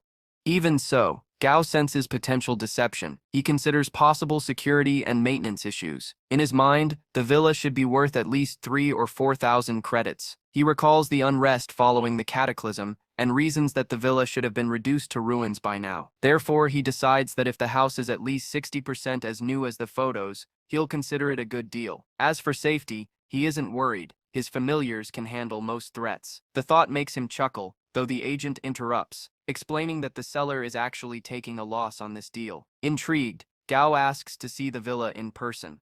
As they travel, Xiaoliu notices Stripey crawling along and jokingly mistakes it for a crab. Gao corrects her, explaining it's a spider. The two laugh it off, but Gao suddenly senses something strange. From behind a nearby wall, a man watches them, camera in hand. Though Gao notices his presence, the man vanishes before he can confront him. Unbeknownst to Gao, the man is pleased to have spotted the now famous Gao Peng. When they finally arrive at the villa, Gao is stunned. The exterior looks nothing like the photos, shabby and worn down. He wonders if it might just be the outside that's decayed. Upon entering, however, he finds the inside surprisingly neat. There's no dust. The furnishings are well kept, though they need some repairs. The state of the interior puzzles him. Why would the owner sell such a valuable place for such a low price? Suddenly, a voice calls Gao's name, startling both him and Xiaoliu. A man appears at the doorway, introduced as the seller. He explains he rushed over upon hearing Gao was coming. Handing Gao his business card, the man reveals he works in the Imperial Beasts business. He flatters Gao, calling him as famous as President Fan, the hero of the last military operation. To sweeten the deal, he even offers a 20% discount. When Gao questions the unusually low price, the seller reveals the truth. He originally bought the house for his retired parents who wanted to live in the countryside. But before they could settle here, the beast wave tragedy struck, and they passed away without ever enjoying the villa. Consumed by frustration, the man slams his fist into the furniture, venting his grief. He explains that he had planned to keep the house, but upon hearing of Gao's interest, he decided to sell it to him. He believes young people like Gao are the future of Charon City, and hopes they can prevent similar tragedies. Thinking of his own parents, Gao thanks the man for his trust and agrees to buy the villa. It's no longer just a house. It feels like a bond of shared grief and hope. Back home, Gao eagerly greets Silly and Dumby, though they seem unimpressed by his return. Undeterred, he brings out a spread of delicious food, which immediately gathers all his familiars around him, filling the house with warmth and life. At that moment, Tong Tong arrives at the door. Gao welcomes her in, and she playfully teases Dazi over its recent upgrade, leaving the centipede confused. Gao brushes off the banter, but Tong Tong quickly shifts the topic, noting the news that Gao bought a new villa. He explains that they can't move in just yet. The house needs repairs. Tong Tong chides him, insisting he should have asked her about decorations since he's inexperienced. She departs with determination, already planning to visit the villa ahead of time. Inwardly, she muses that when the moment comes, she could always buy the house next door. Meanwhile, Gao ventures into the forest with his familiars, aiming to locate the bottle grove. He knows it's the last day of his holiday, so he must gather the necessary materials today or wait another week. But his focus is suddenly broken when he senses something nearby. Perched on a tree is a level 13 gray sand bobcat. The beast vanishes in an instant, forcing Gao to warn his familiars. Without warning, it reappears and lunges. Dazi reels back in shock, but before the bobcat can land a strike, Dumby steps forward, declaring itself the beast's opponent. Startled, the bobcat tries to retreat, but Dumby is far too fast. It catches up instantly, overpowering the creature and leaving it bleeding. Gao is stunned. Dumby's power is staggering, at least 10 times greater than when it was just a Red River ape. He had expected strength after its evolution, but not to this degree. Even Dumby seems surprised at its newfound might, leaving Gao both impressed and slightly unsettled. Gao realized that Dumby had not fought since its evolution, so he decided it was time to let it exercise more. He urged his familiars to follow him, while Dumby recalled its early days as a Red River ape and its very first encounter with Gao. Meanwhile, Gao and Dai fell into their usual playful argument, this time about why the centipede failed to protect him when Dumby had tossed it aside. Though Dumby could not fully understand Gao when they first met, it now felt a deep emotional connection with him. To Dumby, Gao had become everything. Its loyalty was stronger than that of any dog. After 3 hours of wandering through the woods in search of hollow bottle trees, Gao finally stumbled upon them. At the sight, he noticed the same green snake he had encountered on his previous visit. Dumby spotted it too and quickly tore it apart, revealing a green gem hidden inside. Gao recognized it as the core of the green tree snake. Though only a minor discovery compared to their true goal, the spatial cores of hollow wood, he still smiled, appreciating Dumby's resourcefulness.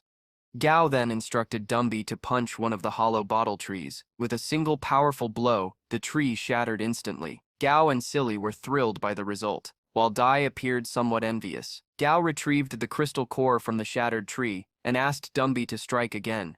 Meanwhile, deeper in the forest, 3 men were searching for someone. They had received information about a young target. Their leader, accompanied by a rat familiar named Tutu, suddenly heard an unusual sound. Following Tutu's guidance, they pressed forward. Soon, a series of loud, rhythmic bangs echoed through the woods.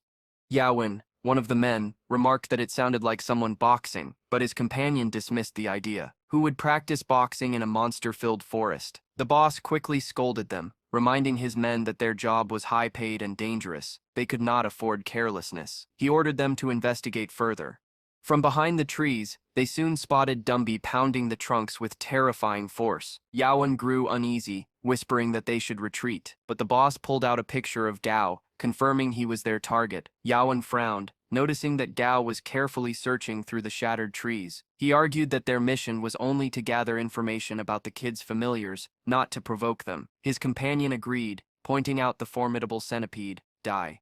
But the boss insisted they stay quiet and watch. He explained that they usually had to accept low-paying jobs because they were too weak to venture deep into the Black Ember Forest. This job was their chance to escape poverty. He speculated that Gao must be facing some problem if he was making such noise in the forest. Perhaps there was something valuable hidden inside those trees.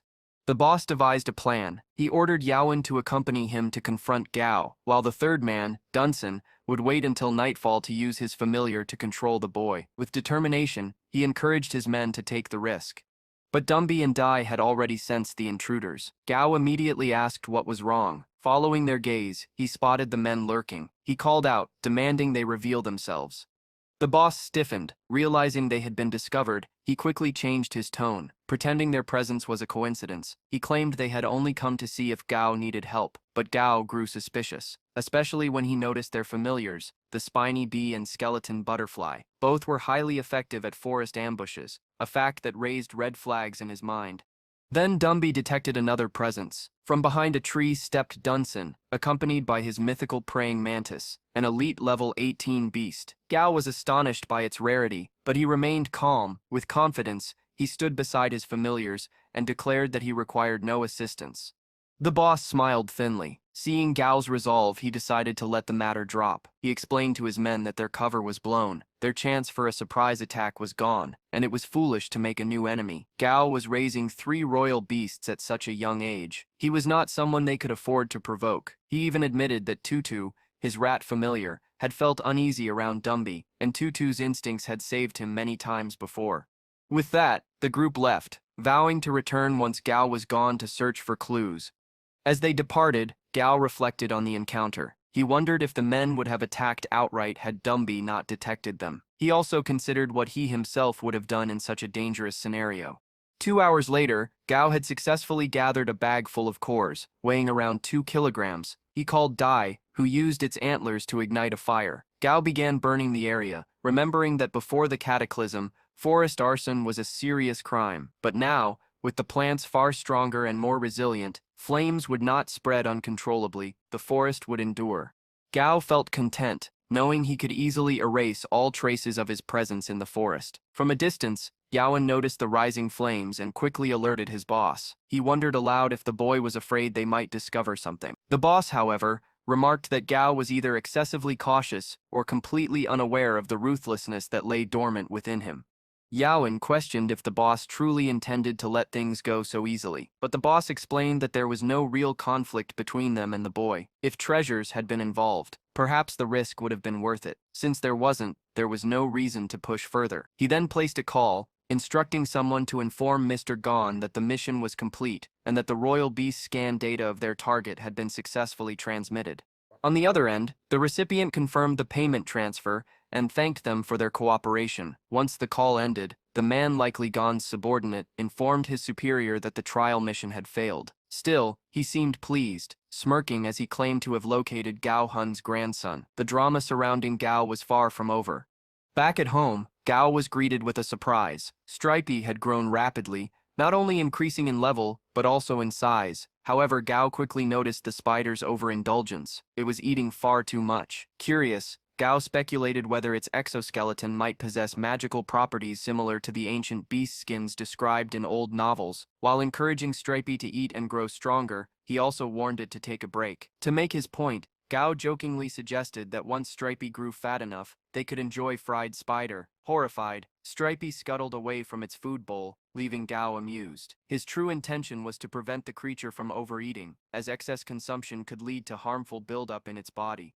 Reflecting on his progress, Gao realized he had gathered all the necessary materials, including the spatial core needed for Silly's evolution. However, unlike before, these materials required complex processing. At the Fa Peng Imperial Beast Studio, Gao discovered that Chuan Chuan had already gone home. Leaving him with welcome solitude, he set to work. The rare materials required cold storage, intense heat, and corrosive acids. Carefully initiating the process, Gao succeeded in creating a special potion. Convinced that Silly would find it delicious, he poured it into a container. Drawn by the sweet scent, Silly rushed in without hesitation. But Gao's satisfaction quickly turned into surprise as the potion's color shifted to a glowing green.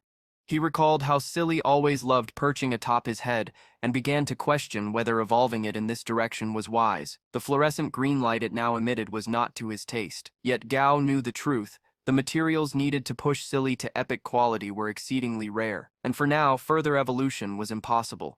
Even so, Gao felt a surge of power within himself. Silly's promotion had strengthened his soul, and he was confident that with a bit more effort, he could form a contract with Dumby in the coming days.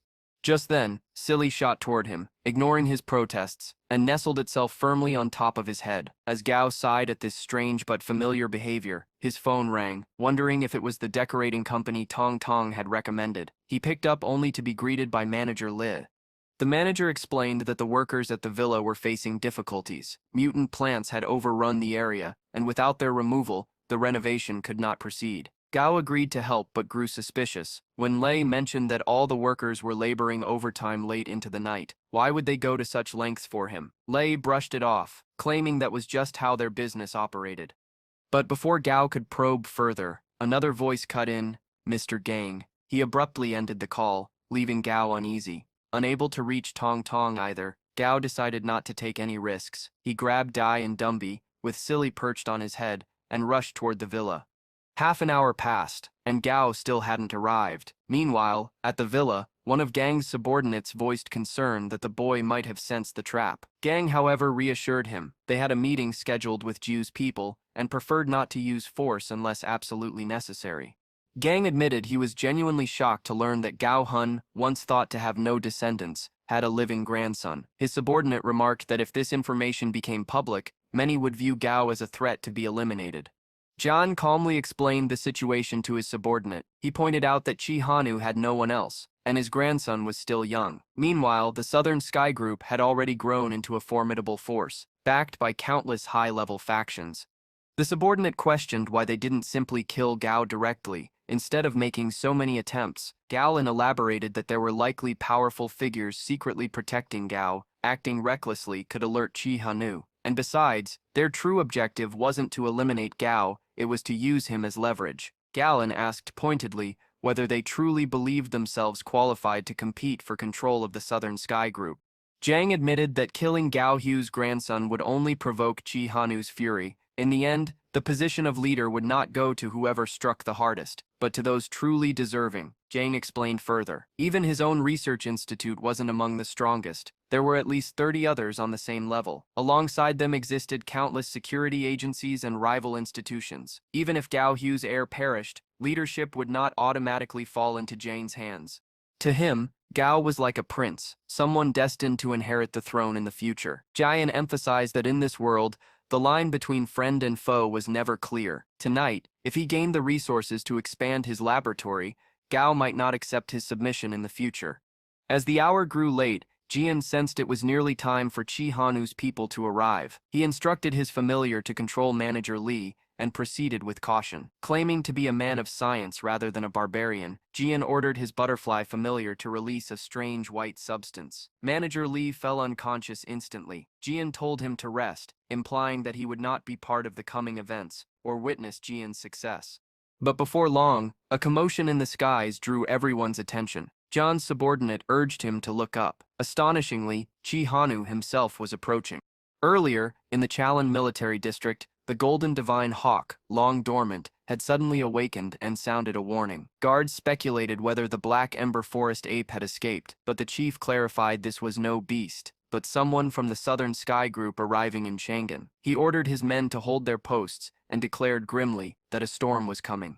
Now, Chi Hanu stood before Jian, whose men were already defeated. Jian nervously introduced himself as Gong, but Chi Hanu warned him to choose his words carefully. Jian retracted his false claim and begged for a chance to explain. When Chi Hanu pressed him on who had revealed information about Gao, Jian insisted he had said nothing. Instead, he pointed to a program he had created, one that would automatically broadcast Gao's details to every Southern Sky Group member unless he decoded it in time. Chi Hanu chose not to force the name of the informant from Jian and prepared to leave, but Jian called after him, finally confessing that it had been Secretary Liu who had leaked the information. Jian pleaded, saying he only wanted more funding, never to harm Gao. With more resources, he could make contributions to the Southern Sky Group.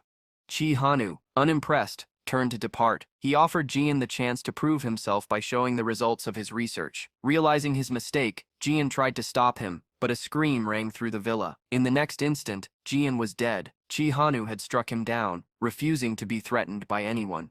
He then ordered his team to investigate Jian's activities and determine whether the dangerous program could be neutralized. In the worst case, Chi Hanu acknowledged he might have to reveal Gao Peng's existence earlier than planned. Soon after, Tong Tong appeared, kneeling respectfully before Chi Hanu and addressing him as her teacher. She recalled the difficult times when Chi Hanu returned from overseas, leaving their group to search for clues on their own, so that Gao could grow up in peace, despite his parents' tragic deaths. Though their group had since stabilized, Chi Hanu believed there was no need to rush Gao's return. Allowing him to grow independently would only sharpen his willpower. He instructed Tong Tong to handle the aftermath while he departed. Later, Gao himself arrived at the villa with his familiars. He noticed the absence of Manager Li and the workers, as well as strange claw marks on the ground. Suddenly, Tong Tong appeared, commenting on how much he had grown. At first, Gao was alarmed, but he quickly recognized her. His casual response irritated Tong Tong, who warned him not to let his guard down so easily. Gao replied calmly that if he had to be cautious even around her, then he would truly be left alone in this world. As Gao began to mention his life as an orphan, Tong Tong cut him off with a revelation that shook him to his core. He was not an orphan at all. His grandfather was alive. She explained that during the Great Cataclysm, his grandfather had been stranded on a remote island with loyal aides. With no military presence, survival had been a struggle, but he had persevered by training multiple familiars. Gao was deeply impressed by his grandfather's resilience. Tong Tong revealed further, Chi Hanu loved him dearly and had entrusted her with his care. She explained that Chi Hanu had his reasons for staying away, testing Gao and preparing him for the future. Gao understood at once. It was not neglect, but protection. A harsh form of love perhaps, but one meant to make him strong. Curious, Gao asked about his grandfather's familiar, but Tong Tong only smiled, assuring him he would learn in time. Elsewhere, Chi Hanu stood tall upon his mighty dragon beast, proud that his grandson understood his intentions. He waited patiently for the right moment to reunite. The following day at school, a large crowd gathered. An incident had broken out. 2 students, one of whom had recently become a monster trainer cadet, were locked in a violent confrontation. In the morning, a shocking incident shook the school. A student, enraged and desperate, commanded his familiar to attack another student, nearly killing him. The attacker had long been a target of bullying, ridiculed for his supposed weakness. His victim, ironically, was his primary tormentor. The aftermath sparked heated debates among students. Was it ever justifiable to use such extreme violence, even against a bully? Meanwhile, Gao quietly pondered how the school and military might respond. Would the authorities go so far as to remove the training grounds from school premises altogether? Elsewhere, the principal confronted a visiting military colonel. His voice thundered with conviction as he declared that familiars were far more dangerous than the sharp weapons once prohibited in schools. Training within school walls, he argued, placed students without familiars at an unfair disadvantage. Though the colonel tried to reassure him, the principal's anger only softened after he expressed his genuine fears for student safety. Finally, he apologized for his outburst, but the colonel's parting words were grim. There were no safe places left in the world, and such incidents would now be judged by law. The principal, left standing in silence, felt a heavy sense of defeat. Far away in the Chaman military region, the colonel briefed the chief instructor about the school incident. Yet the instructor was unfazed, noting that such familiar-related attacks were now occurring across the globe. It was not just their city under siege. He cited examples from Wasia, where civilians themselves had begun supporting the police in maintaining order. Still, he assured the colonel that the World Allied government would soon intervene to address these escalating dangers. Back at the academy, Instructor Zhang gathered the students. His tone was sharp and unforgiving, as he scolded them for bullying their peers. Effective immediately, he declared, familiars would no longer be allowed inside the school. From the next day onward, they would remain with their designated training groups. As Gao tried persuading Silly, his mischievous familiar, to climb down from his head, he was met with resistance. Amused, Gao teased about the flavor of jellyfish wolfberry soup, prompting Silly to hop off and, oddly enough, offer him a glass of orange juice in defiance. Instructor Zhang then shifted the focus to the future. With the National College entrance exam just 2 months away, he reminded them that these weeks would decide their destinies. Top performers would be granted access to elite organizations and receive advanced training beyond the reach of ordinary students. He outlined the exam structure, explaining that every base city worldwide would follow the same format. The exam would consist of 3 rounds. The first round would be standardized across the country. Students would face monsters in battle, choosing the tier and grade but not the specific attributes. Defeating a monster with an elemental disadvantage would yield a 10% bonus. The scoring system was simple: 10 points for normal tier monsters, 50 points for elite tier, and 500 points for commander tier. Excellent grade monsters carried a 50% bonus, while perfect grade ones doubled the score. However, students could not challenge more monsters than the number of familiars they possessed.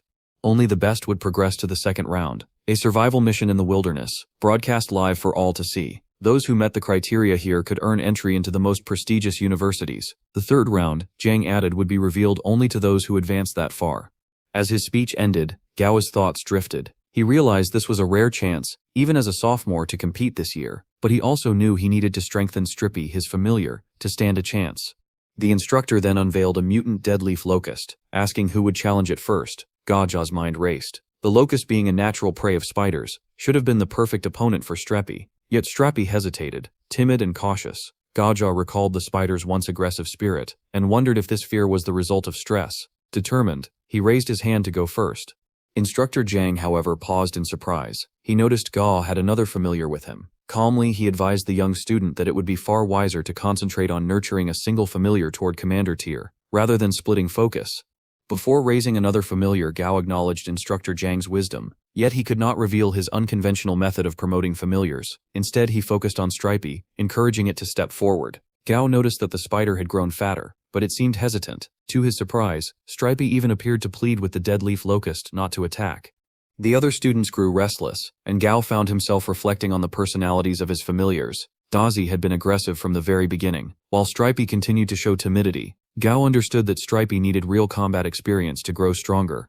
Suddenly, the deadleaf locust lunged forward, snatching Stripey off the ground. Gao's heart clenched with worry, but in that instant, Stripey released spider silk, countering the locust's attack. Though the insect eventually tore itself free, Stripey's quick defense impressed Gao.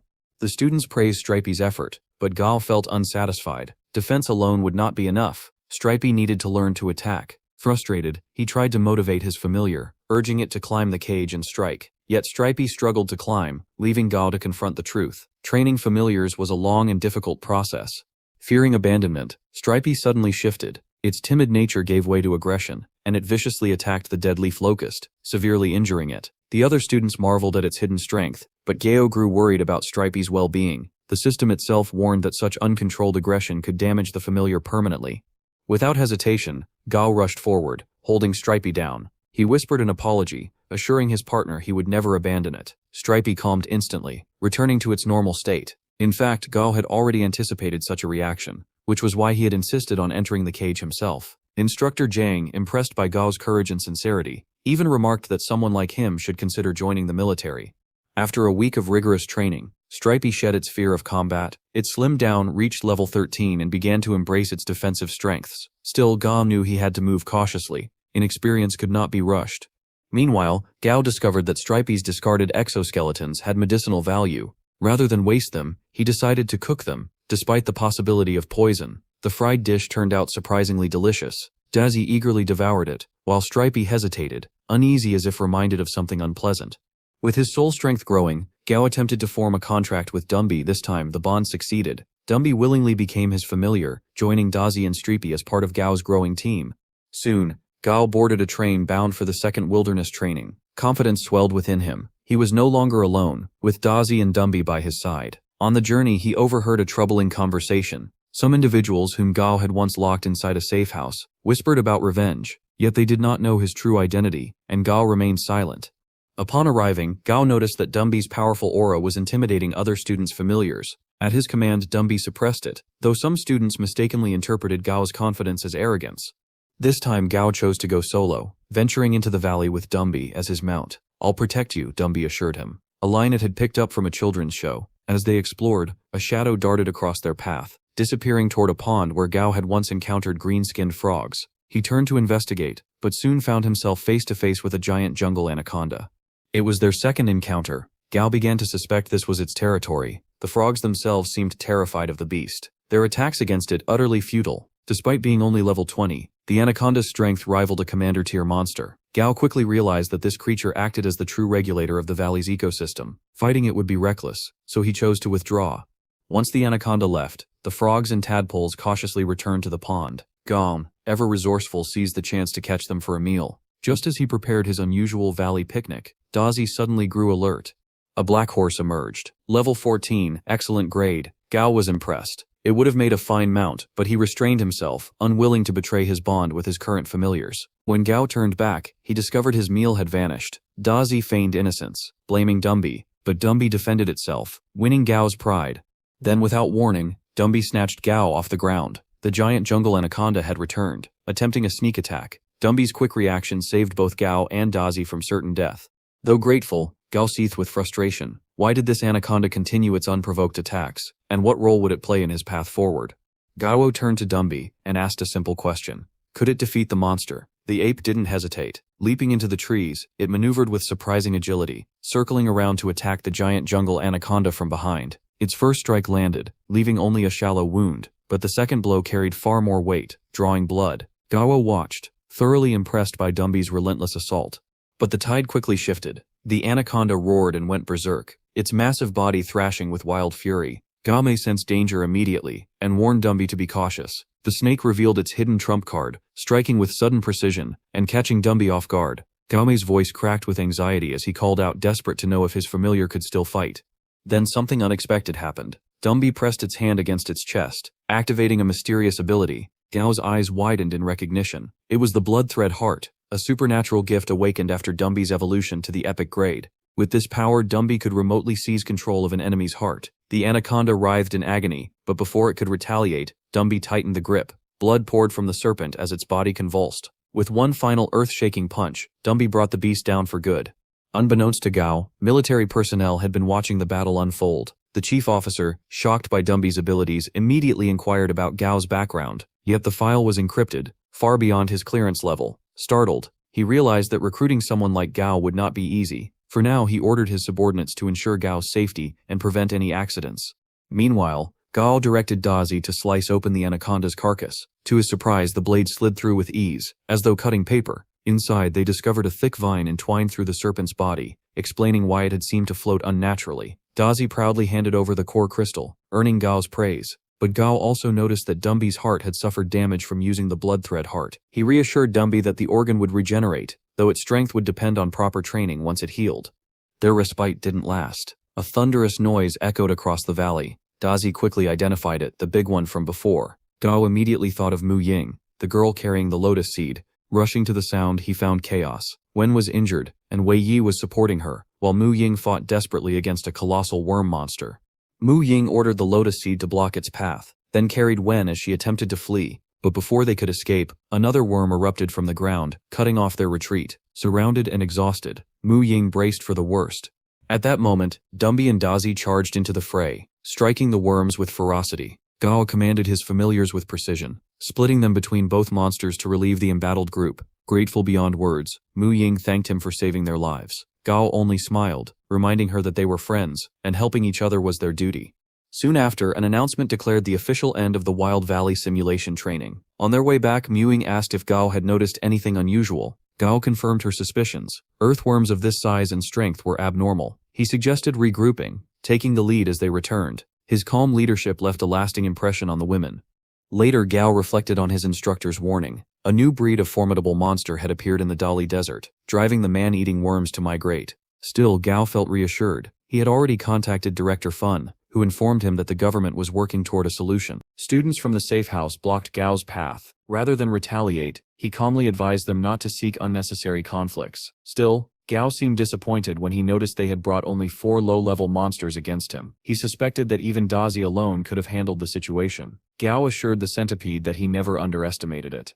But then, the group's leader revealed his trump card, a black Raging Kong equipped with a weapon. This puzzled Gao. After all, the Raging Kong's body itself was already a powerful weapon. Why would they need to arm it further? The beast roared, preparing to strike, but Gao remained unfazed. He summoned Dumby and instructed it to teach the little monkey a lesson. Dumby simply tapped the Raging Kong on the head. That light touch was enough to send the beast scurrying away, just like a frightened child being bullied. Embarrassed, it hid behind its master. The boy quickly recalled his familiar. Realizing he had underestimated Gao's strength, before he could even apologize, Gao had already turned away and left, leaving the group in silent humiliation. Though his friends tried to console him, the boy wiped away his familiar's tears and vowed to train harder so one day they could challenge Gao again. Back at the studio, Gao focused on something far more important, Stripey's evolution. He had already gathered all the necessary materials, Following the system's instructions but working independently, he guided Stripey to submerge itself in a container. This time, the process required boiling the materials in a large pot, with Stripey assisting in refining them to increase its grade.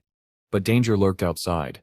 A group of thieves had targeted the studio, believing it was unoccupied. Their goal was to steal experimental materials with high black market value. Using a small insect-like creature, they breached the bulletproof glass door. The loud noise immediately caught Gao's attention. Checking the surveillance camera, he realized the lens had been obstructed. Unsure if the intruders meant theft or harm, he quickly called the police. Meanwhile, the thieves crept inside, searching greedily for valuables. Their eyes landed on Stripey, resting inside its container, and they assumed it was some rare treasure. They prepared to smash it. Hidden nearby, Gao's heart raced. If the container was broken, Stripey's evolution would be ruined. Thinking fast, he revealed himself casually, and even invited the thieves for tea, hoping to stall for time. But one of them struck him hard with a hammer, knocking him unconscious. As the thief gloated, Stripey's transformation reached its climax. The creature had evolved into a shield demon armored spider. By the time the thieves moved deeper into the lab to loot more materials, Stripey launched a deadly counterattack. When the police finally arrived, they were met with the thick scent of blood. On the floor lay the lifeless bodies of the thieves. To them, it looked like a brutal double homicide. They ordered Gao, now conscious again, to kneel and raise his hands. Gao explained that he was the one who had called for help and was actually the victim. Still, they brought him in for questioning. The interrogator pressed him harshly, accusing him of excessive violence even after the thieves' deaths. Gao defended himself, showing his bandaged head wound as proof that he had been attacked first. As the tension rose, a knock on the door interrupted. Tong Tong entered with the police chief and spoke in Gao's defense. She confirmed his actions were in self-defense and urged his release. Reluctantly, the police let him go. Outside the station, Gao asked Tong Tong if her grandfather, Gao Hunu, was aware of what had happened. She confirmed that he was, and that he had even suggested Gao be taken to the hospital. Gao revealed that most of his injuries had actually been absorbed by Stripey. The head wound was self-inflicted, a clever trick to make his case more believable. Without it, he feared he might have been charged with murder. Tong Tong praised his quick thinking and told him to rest while she managed the aftermath. That night, lying in his bed, Gao thought the ordeal was behind him. Suddenly, he was ambushed. Narrowly dodging a knife strike, he was shocked to see the attacker. It was one of the thieves he had seen die earlier. The man's voice was filled with rage as he declared he had returned from hell for vengeance. He lunged again, demanding to know why Gao hadn't stopped Stripey when it still could have handed them over alive to the police. Despite the ambush, Gao remained undaunted. He coldly declared that in such a harsh world, one had to be cruel in order to survive. Suddenly the other thief, now headless, lunged at him from behind. But just as the attack closed in, Gao jolted awake. It had all been a nightmare. Breathing heavily, he questioned himself. Was it fear haunting him, or perhaps guilt? Yet a remembered quote reignited his resolve, filling him with determination once again.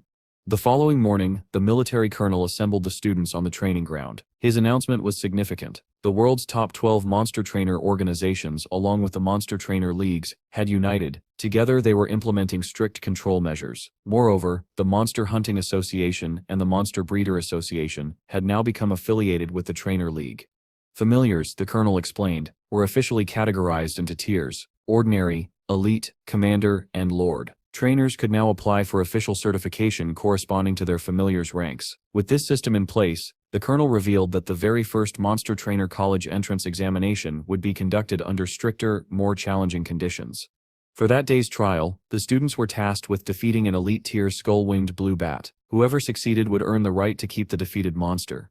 One student, Nam Chen Hunia, stepped forward. His familiar was a level 18 electric luster bear, far stronger than most familiars present. The bear entered the cage, roaring fiercely, yet the skull-winged blue bat hardly acknowledged it. With a single devastating strike, the bat effortlessly brought the bear down. The medical team rushed in, and Gao couldn't help but admire the bat's terrifying speed and power. When the colonel asked for the next challenger, silence spread across the field. The students hesitated, intimidated by the bat's display. Frustration rose in the instructor's voice. But before the tension broke, Gao calmly stepped forward. He sent Dumby into the cage. At once, the battle began. Dumby's strike landed cleanly, drawing blood from the bat. The students murmured in surprise. Even those from the safe house who had once doubted Gao. The boy who owned the raging Kong clenched his fists, encouraging his familiar to grow stronger, though fear flickered in its eyes. The fight raged on. Dumby pressed forward, forcing the bat to defend itself. Some students whispered that if Dumby could fly, victory would already be his. But Gao had a strategy. Dumby's stats were superior, So the plan was simple: wear the bat down until it faltered. The tactic worked. The skull-winged blue bat's attacks grew weaker and less frequent. Sensing the moment, Dumby struck from behind, slamming the bat to the ground. Severely wounded, it could fight no longer. Dumby had won. The instructor declared Gao the victor and awarded him the bat. Without hesitation, Gao announced he was selling it for 500 alliance credits. Smiling, he remarked that this was how entrepreneurs were made. Mu immediately expressed interest in buying it. Gao tried to dissuade her, explaining that skull-winged blue bats were not highly valued. They excelled only at bullying non-flying monsters. But Mu's mind was made up. She transferred the credits instantly, delighting Gao, who praised her wealth. He even offered her a discount if she chose to evolve the bat through him in the future. That evening, Gao walked the streets, his eyes drawn to a transport truck gleaming with cutting-edge design. Dumby shadowed him as he admired it, declaring his dream of owning a steel Black Dragon Series 3. Sleek and formidable, it was large enough to comfortably house all his familiars. To Gao, its style represented power and authority, an extension of his own image. Suddenly, Tong Tong appeared, carrying what looked like an ordinary house cat, but appearances were deceiving. It was in fact a level 36 Commander tier Night Shadow cat. Though it had been filthy when she found it, its true strength was extraordinary. Gao was impressed, but the cat, clearly prideful, turned away with an air of disdain. Gao laughed at its attitude, while Tong Tong brushed it off as a quirk. She then asked why Gao hadn't moved into his villa yet. He admitted he hadn't found the time. She urged him to make the move, reminding him how inconvenient his current situation was. As Gao returned home, he gazed at a photo of his parents, emotion welling in his eyes. He vowed to live independently and to support his grandfather. Finally, the long-awaited day of the monster trainer examination arrived. Gao arrived at the venue in his gleaming new truck, instantly catching everyone's attention. With confidence, he lined up with his familiars at the entrance. Guards inspected admission tickets and verified contracts with a special light, but when one student stepped forward, the light turned red, indicating a missing contract. Panic broke out as the student's familiar turned violent and tried to escape. Reinforcements arrived in the form of silver moon wolves, containing the chaos. The student pleaded desperately, explaining that the familiar belonged to his father, but the military officers were unmoved. They disqualified him on the spot, instructing him to try again next year. Gao was astonished by the audacity of someone attempting to cheat during such a critical examination. Soon after, he received his nameplate and reflected that in this test, victory would depend solely on individual strength. His plate was marked a 5, placing him in the highest bracket. He wondered if there were any participants with Lord-tier familiars, though he doubted it. What he did notice was the presence of 7 others in Area A, each commanding a powerful Commander-tier familiar. The competition was real. His eyes moved across the arena. Among the candidates, he spotted a girl commanding a black anaconda, and a boy with a rare tiger-type familiar. This shocked him. Tiger-type familiars were notoriously scarce. Area B was assigned to elite-tier familiars, while Area C held the ordinary tier. Though Dumby was technically elite, its strength already rivaled Commander-tier beasts. Gao felt exhilarated to be among such high-caliber trainers. Still, he compared himself to a husky suddenly thrown into a pack of wolves. This marked his official entry into the top 8 monster trainers of Chang'an City. The military personnel carefully observed these 8 young candidates, recognizing them as the city's most promising talents. Some of the instructors whispered that 2 of the candidates, aged 20 and 21, were not particularly strong, but the colonel retorted firmly, they were significant simply because they were among the only 8 out of 30,000 trainers who had achieved commander-tier familiars. The chief instructor reminded everyone of the cataclysmic signs detected a decade earlier. Authorities had downplayed them, claiming the changes began only 3 years ago to prevent mass panic, but the reality was far graver. These 8 candidates represented the city's hope for the future, and no mishap could be allowed. Soldiers reassured the colonel that every examination area was under strict surveillance. Meanwhile, Gao prepared for his battle. His opponent, a level 22 lakeside giant scorpion. He quickly formulated a strategy instructing Dumby to target its vulnerable sides. The scorpion's defenses and reflexes impressed him, but the gap in their strength was clear. Then, in a shocking turn, Dumby's level suddenly increased to 21, breaking into the commander tier. Gao's heart raced with excitement. Still, the fight was far from over. Bound by the rules of a one-on-one duel, Gao could only rely on Dumby. The scorpion's close-range water ability made it difficult to counter. Just as Gao pondered his next move, Dumby awakened a new ability. By channeling its blood threads into its limbs, it gained the bone-hardened skill, strengthening both its joints and attacks. Though weaker than fire or thunder abilities, bone-hardened perfectly suited Dumby's fighting style. With renewed strength, Dumby launched a brutal assault. Its blows tore into the scorpion's exoskeleton, and after a fierce exchange, it finally struck a vital point. the giant scorpion collapsed in defeat. Dumby lifted Gao in triumph, and Gao embraced it warmly, attributing the victory to Dumby's relentless effort. Playfully, he teased Dazi for its jealousy. The centipede scuttled forward, seeking its own hug, but Gao quickly stopped it. His gaze drifted toward the girl with the black anaconda. She had emerged from her own battle completely unscathed, a testament to her incredible skill. The military observers also turned their attention to her. One soldier stumbled over her name, but the chief instructor corrected him. She was Jun Moy. They spoke of her unusual education, how she had left school early and relied on private tutors. More astonishing was her affiliation. She was a trainee under the Black Flag Division of the New World Allied Government. Admiration filled the air. Yet Gao was not forgotten. One soldier pointed out his exceptional performance, and the colonel proudly noted that Gao was his student, the youngest monster breeder in Chang'an City, and a key figure in the Dead Leaf Locust incident. Another soldier recalled that Gao had been recommended by Director Fun. Their praise swelled, and the chief instructor, watching closely, nodded with satisfaction, remarking on the value of having such a remarkable grandson. Jun Moy completed her examination and was granted permission to leave early. Before departing, her eyes fell on Gao, who had just triumphed in another match using Dazi. For the first time, she was genuinely impressed. Gao's third battle soon followed, this time against a level 16 Deadleaf Mantis. He chose Supreame, who held an elemental advantage with its earth attribute against the mantis's wood type. At first, Gao was confident, but he was taken aback when the mantis began mimicking human gestures, showing the intellect of a child. Supreame, however, misunderstood. Watching the mantis's movements, it thought the monster was trying to dance. Gao quickly corrected it, warning that the creature was preparing to attack. Supreame grew sad, thinking the mantis wasn't playing with it. When the mantis took flight, Supreame mistook it for a mosquito. Instinctively, it cast a web, ensnaring its opponent. But the mantis broke free and counterattacked, injuring Supreame. That pain lit a fire inside the spider. No longer playful, it retaliated fiercely, its attacks overwhelming the mantis until it could no longer stand. Supreame emerged victorious. Gao smiled with relief. This battle had not only earned them a win but also boosted Supreame's confidence for the challenges to come. Gao's examination finally came to an end, and he was instructed to leave. Outside, a long queue of participants stood waiting impatiently, with only Jun Moy having emerged so far. Just then, the door opened, and Gao made his grand entrance, striking a dramatic pose with his familiars. Later, when Gao returned to his villa, he was shocked to find the entire place in complete chaos. Alarmed by a sudden noise, he immediately ordered his familiars to capture the intruder. Without hesitation, Dumby positioned himself protectively in front of Gao, while Dozy rushed forward, restraining the intruder and even asking if it could eat it. To Gao's surprise, the so-called intruder was nothing more than a strange bird-like monster.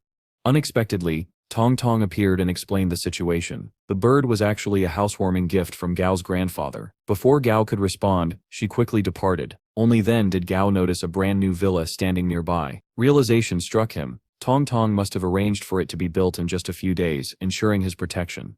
Curious, Gao asked Dumby to lift the bird. To his astonishment, it turned out to be a red-crowned crane with only one leg. Though it appeared unconscious at first, the crane suddenly sprang to life, launching an attack. Gao, however, playfully pretended that he was planning to have the crane for dinner. Instantly, the bird calmed down. It didn't take Gao long to realize that this was no ordinary creature. It was a flaming red crane of epic grade, one destined to ascend to the Lord tier as it matured. Brimming with excitement, he decided to keep it. Meanwhile, Dozy and Dumby fantasized about eating the crane, but Gao instead fed it mealworms. Much to Dozy's irritation, naming it Flamey, Gao prepared to form a blood contract. As he delved into the bird's consciousness, he gained access to Flamey's memories and felt sorrow upon witnessing the bird's tragic past, the loss of its mother. The crane then asked Gao if he could help it seek revenge. Gao reassured it, promising that by forming a blood contract, its struggles would become his own. The contract was successfully established, but Gao soon found himself trapped within the bird's consciousness. In an unexpected twist, the collective knowledge of his familiars fused together, granting Gao a new life-saving skill, the elemental barrier. He recalled seeing someone else use this very ability before, which made him suspect that it was a result of Dumby's promotion. Amid these discoveries, mysterious words appeared, advising monster trainers to let their familiars handle battles while they themselves remained hidden. Gao began to reflect deeply on the true nature of blood contracts, the responsibilities of trainers, and the possibility of others like him existing elsewhere. Eventually, he dismissed these thoughts, realizing it was impossible to teach life-saving abilities to others. He also came to understand why Tong Tong had insisted he keep his shifting constellation ability a secret. If others learned of it, they would be dangerously drawn to him. This left Gao wondering if Tong Tong and his grandfather possessed far more influence than he had imagined. The thought made him uneasy about helping his grandfather any further. In the days that followed, Gao spent time in his villa, while Flammy trained with a deep, burning hatred for the ones who had taken its mother. Gao's own worries began to fade, thanks to the limitless credit card provided by his grandfather. But peace never lasted long. He soon realized the exam results were out. When he tried to log in, he discovered his grandfather had already checked them. To Gao's astonishment, he had scored 710 points, securing the top rank in Chang'an City. Just then, Gao received a call from an unknown number. It was an official notice about the second round of examinations, scheduled for 15 days later. Concern immediately filled Gao's mind. Because of the blood contract, he could not take Flammy with him to the exam. At that moment, Tong Tong reappeared, making Gao suspect that his grandfather had orchestrated everything from the start. Relieved, he asked if she could look after Flammy in his absence. Tong Tong agreed without hesitation, promising to ensure the crane's safety. Elsewhere in Chang'an City, another boy fumed over finishing in second place. He believed it was unfair, but someone explained that Gao had earned 10 bonus points in the final round. The boy, unwilling to accept the result, swore not to let it go. Finally, the day of the second examination arrived. Gao made his way to the venue and was stunned to discover that only 8 participants had qualified. The instructor explained that this round would take place in Sun Mountain National Forest Park, near Jiangnan. Unlike before, this exam would pit them against real, untamed monsters. Although the forest had been scouted carefully, and no Lord-tier monsters were present, it still contained no fewer than 500 Commander-tier beasts. The candidates were given flare guns for emergencies, and the instructor emphasized that participation was optional. Upon hearing this, 2 participants immediately withdrew. Jun Moi confidently stepped forward, registering without hesitation. The military personnel then announced that only 6 candidates would represent Chang'an City, and that they would soon be joined by competitors from the Waka region. With that, he wished them all the best. A participant named Wang Zhan approached Gao, after learning that he had secured the top rank. Overjoyed, Wang referred to them both as the Muggles among the participants, since unlike others, they didn't come from rich political families or powerful monster trainer backgrounds. Gao chose not to reveal his true background, keeping his silence. Wang then mentioned that several companies had already approached him for recruitment after the exam. This made Gao wonder if his grandfather or Tong Tong had secretly intervened on his behalf. Full of confidence, Wang introduced his familiar, calling it the God Ant. However, the system revealed its true name, a Golden Devil Ant, already at level 21. This left Gao pondering how the system assigned names and whether it possessed abilities even before admission. Soon the military personnel announced the arrival of airplanes, signaling the participants to prepare for departure. As they dashed toward the forest, Gao silently thanked the shifting constellations technique, which gave him unmatched speed. Among the candidates, one rode a massive stellar white pig, struggling to keep it under control. Meanwhile, Tong Tong was watching the live broadcast of the exam. Flammy, having enjoyed some extra fish, had grown plump and now eagerly awaited Gao's appearance on the screen. When Gao was declared one of the popular candidates for the top 12, Flammy became visibly excited, anticipating his success. Back at the exam venue, those unable to reach the forest entrance in time were immediately disqualified. Before entering Sun Mountain Forest, the candidates were provided with backpacks containing food and water. A military official explained that out of 197 candidates, 150 had signed up for the second round, but they should be cautious of the forest's many dangers. At the same time, civilians of Jiangnan discussed the event, aware of the high-stakes challenge. The candidates were then handed consent letters, acknowledging the risks involved, including a 10% mortality rate. Gao stared at the form uneasily, realizing that in the event of his death, his family would only receive 1,000 alliance credits. This second round introduced a new system. Participants were tasked with locating target pillars, and points would be awarded for destroying them. The officials announced that only the top 12 candidates would advance to the third round, and those who excelled might even earn prestigious titles. With the battles broadcast live, Gao couldn't help but wonder about the possibility of gaining such recognition. The exam began. Candidates had 20 minutes to reach the first destination. Gao launched forward with his familiars, when suddenly Strap shot out its silk towards a tree, catching him by surprise.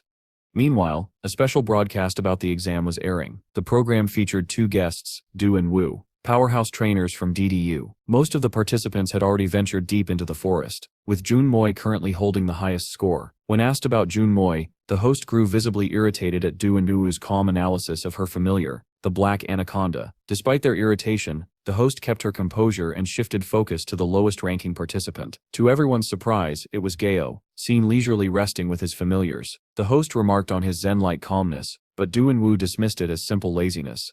Inside the forest, Gao eventually roused himself and chose to explore the outer regions, reasoning they were less dangerous. Soon Dumby detected one of the point pillars, which was tightly ensnared by ghostwood vines. Gao knew that the vines only feigned stillness, waiting to strike. He ordered Dozy to attack, and though the vine resisted, it soon shifted its position to encircle Dumby. Gao understood the creature's strategy. It would normally ensnare its prey before tearing them apart, but against Dumby's tough bones it stood no chance. With precise commands, Dozy overwhelmed the vine, and Dumby crushed the pillar with ease. Gao earned 150 points, bringing his total score to 199. He then instructed Dumby to search for the monster core. Just then, an announcement declared the elimination of a fourth contestant. Gao wondered if the cause might have been something other than a monster encounter. Elsewhere, military personnel had already recovered the lifeless body of a candidate. Deeper in the forest, Gao encountered another participant accompanied by a giant monarch scorpion. Surprisingly, the two treated each other with respect and avoided conflict. Meanwhile, on the broadcast, the host questioned why candidates were not forbidden from fighting one another. Du and Wu explained that in exams like these, it was common for participants to kill and loot. Since the forest had no protective rules, survival itself was part of the challenge. Pressing forward, Gao ordered his familiars to stay alert. Suddenly they sensed a threat, but it turned out to be a harmless unicorn rabbit. Before Gao could react, the rabbit was killed instantly by an unseen attacker from afar. Realizing they lacked long-range combat ability, Gao decided retreat was the best option. He ran with his familiars, but the attacks continued. Dumby shielded him just as another blow landed, and Dozy also leapt in front to protect him, absorbing heavy damage even with the elemental barrier active. Gao quickly commanded Strap to use its silk, hoping to slow down the enemy's advance and buy precious time. Meanwhile, the military personnel monitoring the examination grew increasingly concerned. They discussed the urgent need to prevent the dreamstick insect from continuing its assault on the candidates. One soldier mentioned that White Rose was already en route to provide assistance. The captain, however, expressed his frustration. A candidate had already lost their life, and now those who had insisted that real-life experience was the best training method were beginning to panic. When another soldier commented on Gao's seemingly casual attitude, the chief quickly countered, pointing out that Gao's composure was actually a calculated strategic decision. Back in the forest, the dreamstick insect closed in on Gao. He knew its weakness lay in the small white spot on its abdomen, yet he decided that fleeing was the safer option. The monster lunged at him, but Stripey leapt forward to defend Gao, urging him to escape. Frustrated, Gao finally revealed the weak point to his familiars and ordered them to attack. Dumby prepared to confront the dreamstick insect, but Gao hesitated. His familiar looked uneasy, as though unwilling to fight recklessly and risk the safety of its companions. Encouraging Dumby, Gao urged it to strike without worry. At that moment, Dozy's anger flared. The centipede roared, declaring that it would not allow the monster to bully its friends. White Rose finally arrived, hovering above on her familiar. Gao commanded Dozy to climb the monster's abdomen and strike at the white spot, but the dreamstick insect lashed out with its spear-like limb, injuring Dozy. Seeing this, Dumby became furious, severed one of the monster's limbs, and even used it as a weapon. Yet the creature retaliated with terrifying strength, knocking Dumby aside. Gao realized with dread that the monster's combat strength still exceeded their own. Desperate, he directed Dozy to target the white spot with an electric attack. The strike narrowly missed. Gao quickly devised a new plan. Dumby would act as the distraction, while Dozy prepared the killing blow. At that moment, White Rose called down to Gao, asking if she should intervene. Receiving the order to exterminate, her familiar, a level 38 light albatross, dove from the skies. With overwhelming power, it seized the dreamstick insect and carried it away, ending the battle instantly. Gao stood stunned by the sheer might of her familiar. Relief washed over the battlefield. A soldier remarked on Gao's possession of 2 commander-tier familiars, but the captain acknowledged that defeating the dreamstick insect had been beyond their current abilities. Another soldier questioned why they had intervened at all, since no emergency signal had been sent. The captain clarified that the higher-ups would not allow the number of young monster trainers to dwindle further. Back in the forest, Gao was relieved to discover that his familiars were already beginning to heal. Stripey had a broken leg, but Dozy surprisingly expressed the urge to consume it. Disheartened, the spider still offered its broken limb to the centipede, believing it would recover faster. Gao, however, received nothing but disapproving glances from his companions. That night, Gao foraged food for Stripey. As they sat down to eat, he spoke about the importance of lasting the longest in the exam. His strategy was to head toward the forest's outer edge, where fewer candidates ventured, and destroy point pillars there. Taking it easy for now, he fed Stripey a roaring wind mountain beast to boost its strength. Though he regretted not having trained Stripey enough beforehand, he was encouraged to see its skin hardening. The shedding process for regeneration would be complete by the next day. By morning, Stripey had awakened brimming with energy, its leg fully restored, and its level promoted to 20. Gao's joy was immeasurable. With its next breakthrough, he would have 3 commander-tier familiars at his side. Together, they continued their quest to destroy point pillars, collecting valuable items and defeating monsters along the way. While exploring, Gao discovered a pond filled with strange blue-skinned frogs. At first, he thought they resembled ordinary green frogs, but to his disgust, they suddenly began spitting wildly. As he recoiled from the grotesque sight, he noticed a drone camera hovering above. Meanwhile, on the televised program, the host marveled at Gao's unexpected climb to 15th place. Du and Wu expressed their admiration, pointing out that the current top 15 included participants who had already been eliminated, which meant Gao still had a chance to break into the top 12. The host also highlighted Jun Moi's consistent dominance, holding firmly onto second place. 15 days passed, and at last the second round of the exam came to a close. Gao felt relieved. While he hadn't discovered as many point pillars as he'd hoped, Stripey's promotion to commander tier had allowed them to defeat countless monsters. Gao was content, knowing he had given his best effort without regret.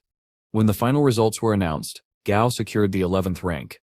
Elsewhere, in a hotel in Jiangnou, an influential man berated his son for failing to reach the top 12. Furious, he declared that his son would no longer have the chance to participate in the Alliance Youth Monster Trainer General Assembly. In desperation, the boy suggested using his father's connections. The man grew irate, ordering his son to lie low and stay away from rubbish friends. A few days later, as Gao walked through the streets, he received unexpected news. The Youth Monster Trainer General Assembly had been postponed for 3 months. The reason? Unsatisfactory performances in the previous rounds. To compensate, the organizers had extended the age limit to 20 years and 3 months, giving participants more time to grow stronger.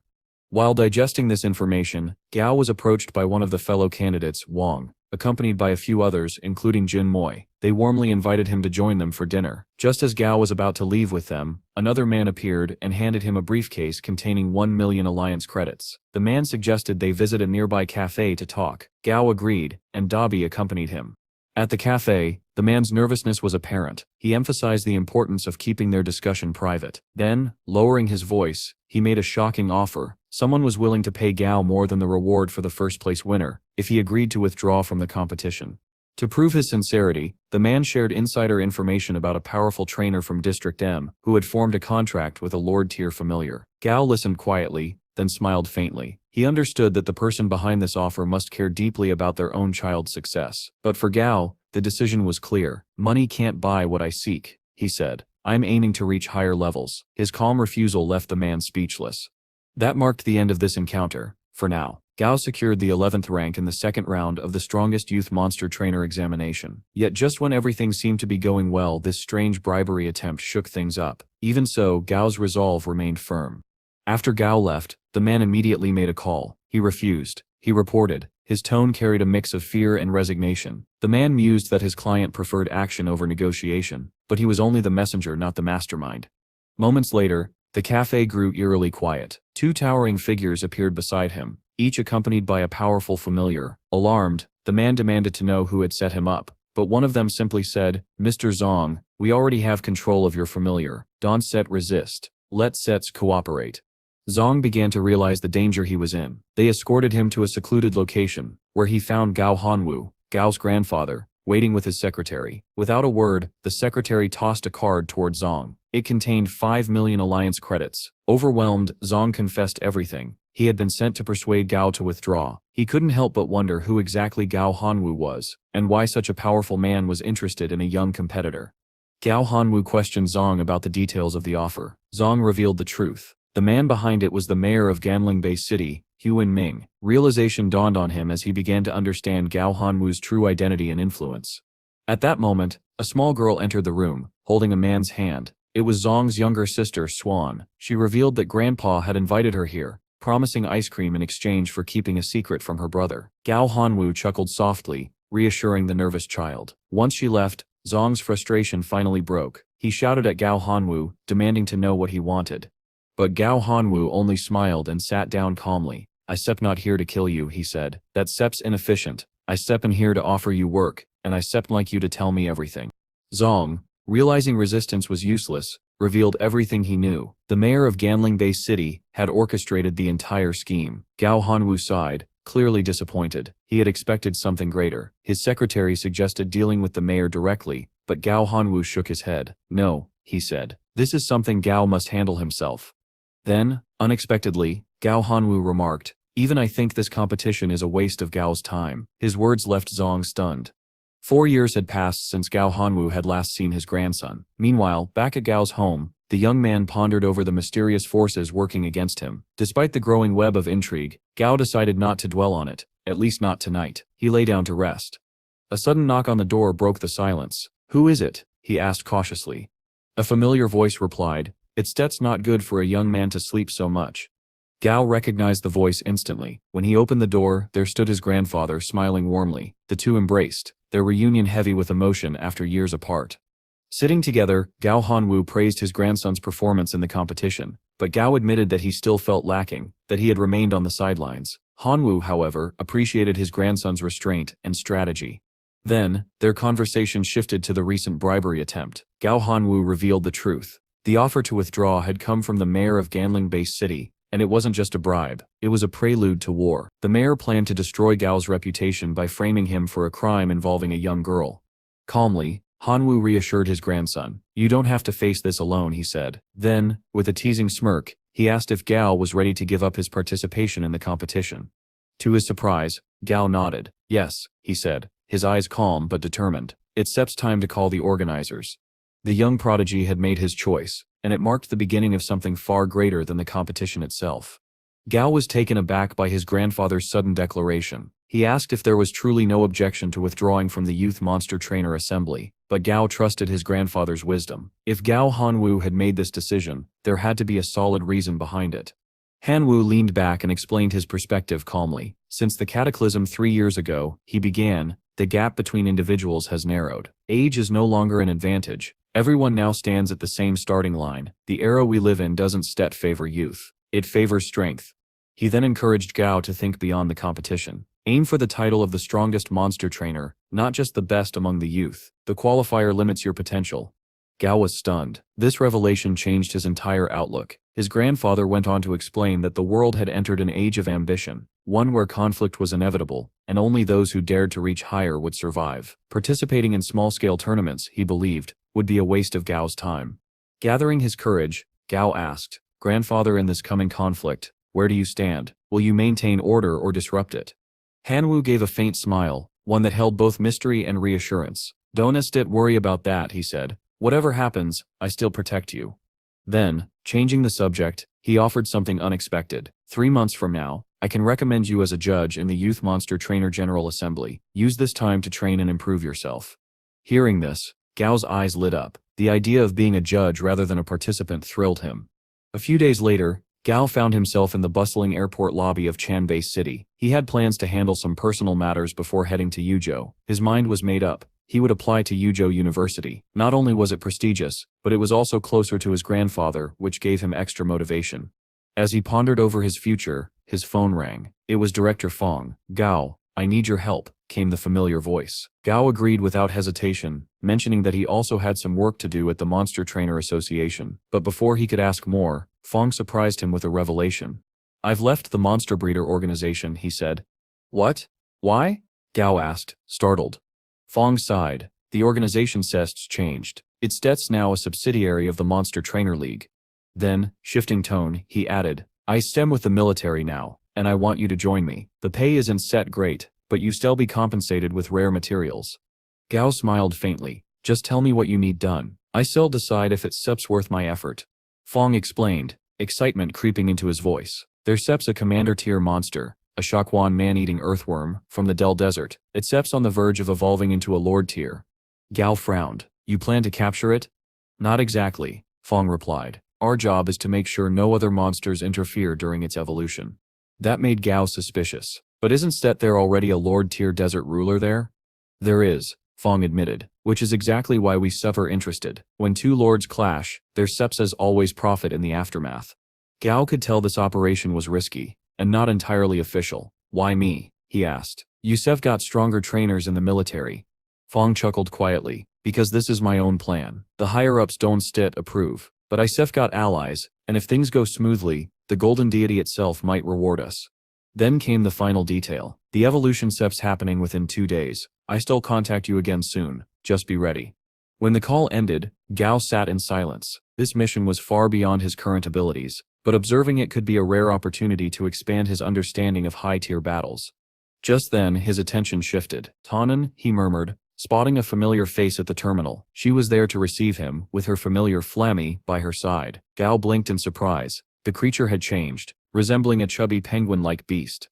Soon after, Gao embarked on a journey toward the outskirts of Chanan-Base City. Accompanying him were Fong, Tong Tong, and several others. As they traveled deeper into the wild, Fong raised his hand. From here on, he warned, we'll be entering the territory of the Lord of Dark Ember. Stay sharp. Gao's eyes widened when he saw Tong Tong's familiar, a level 39 Shadow Japalura, possessing the rare trait of a shadow assassin. No wonder his grandfather had sent her along. She was formidable. Fong introduced the others as well. This is Li Qing, he said, motioning toward a sturdy man. He commands a level 24 thorny ironhide boar and a level 21 poison-blooded green snake. And this, he continued, pointing to a calm-looking woman, is Qin Yi, with her level 27 flaming bird. As they advanced, Fong stopped them. That sips far enough, he said. We don't want to alert the man-eating earthworm, it sips preparing for its level breakthrough. Before them stretched a vast area swarming with earthworms. Gao was awestruck. The sight was both horrifying and fascinating. Fong nodded, satisfied. These smaller worms instinctively protect their leader, he explained. Gao asked, so, is Setlord of Dark Ember Sits its actual name? Fong chuckled. Not quite. It sits just what we call the ruler of this entire forest. For instance, the Lord of the Desert Ruler got its title the same way, by dominating its region long enough. The group stayed alert as they pressed forward. Fong reminded them, stay vigilant. Other monsters might try to take advantage of the chaos. Then, suddenly Gao sensed movement. Something enormous was approaching. Moments later, a gigantic rooster appeared, its feathers glistening with golden light. Fong smirked. Chickens eat worms after all, and a soon-to-be Lord-tier man-eating earthworm, that sips a feast it can ignore. As the massive rooster lunged at the writhing mass of earthworms, Fong gestured for Gao to watch closely. Pay attention, he said. See how it breaks through the worm-sep's defense with ease. This, he paused, eyes glinting with excitement, is how true predators fight. The battlefield had fallen eerily silent. The swarming man-eating earthworms that moments ago filled the ground had vanished without a trace. Gao stared at the empty terrain, his brows furrowing in confusion. Where did they go? He asked. Fong folded his arms, his gaze sharp. They burrowed underground, he explained. That's their natural instinct. The commander-tier monster must also be hiding below, undergoing evolution. He glanced at Gao and added with a faint smile, Yusuf got talent, but remember, there's still a lot for you to learn. Gao nodded humbly, careful not to appear overly confident, but before he could speak again, the earth beneath them trembled. With startling speed, several of the hidden worms shot up from the soil, latching onto the rooster's leg. Watch closely, Fong said, his voice filled with fascination. When the earthworms work together, even a powerful opponent like this chicken becomes helpless. The massive rooster screeched, thrashing desperately, but it was no use. In seconds, the earthworms dragged it down and devoured it whole. Gao winced. That bird lacked any real combat sense, he muttered. Fong chuckled softly. Oh, this is only the beginning. Before they could react further, Tong Tong raised her hand sharply. Quiet, she whispered. Something powerful is approaching. The group tensed. Then out of the dark forest, an enormous spider emerged, grotesque and menacing. Its body radiated a violent aura, its legs trembling with monstrous energy. Gao's eyes widened as he scanned its data. A level 40.5 violent female spider, he whispered. Recognition struck him. This was the same creature that had clashed with Lu Senlin and his squad. That battle had ended in tragedy, costing many lives and interrupting the spider's evolution. It was supposed to have died long ago, yet here it was, a half-promoted deformed Lord-tier monster. Fong Stay's tone grew grim. The military assumed the Lord of Dark Ember would have eliminated it by now, he said. Looks like they were wrong. We'll have to buy some time. Gao was startled. Buy time? Against that. But before he could protest further, Tong Tong Sit's calm, unwavering expression silenced him. They'll handle it, she said. On one condition, the violent female spider belongs to me. Fong hesitated. Stopping it is risky enough. Tong Tong, you can sit?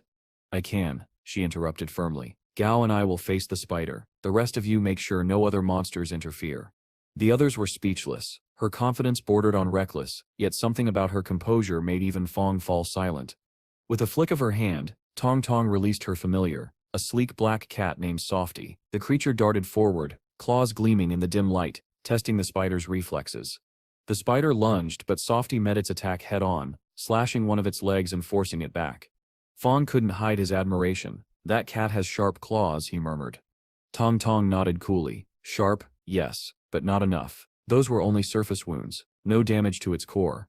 Before Fong could reply, her shadow Japalura erupted from the shadows, seizing one of the spider's legs and slamming it to the ground with immense force. The monster shrieked, its 8 legs thrashing violently as it retaliated.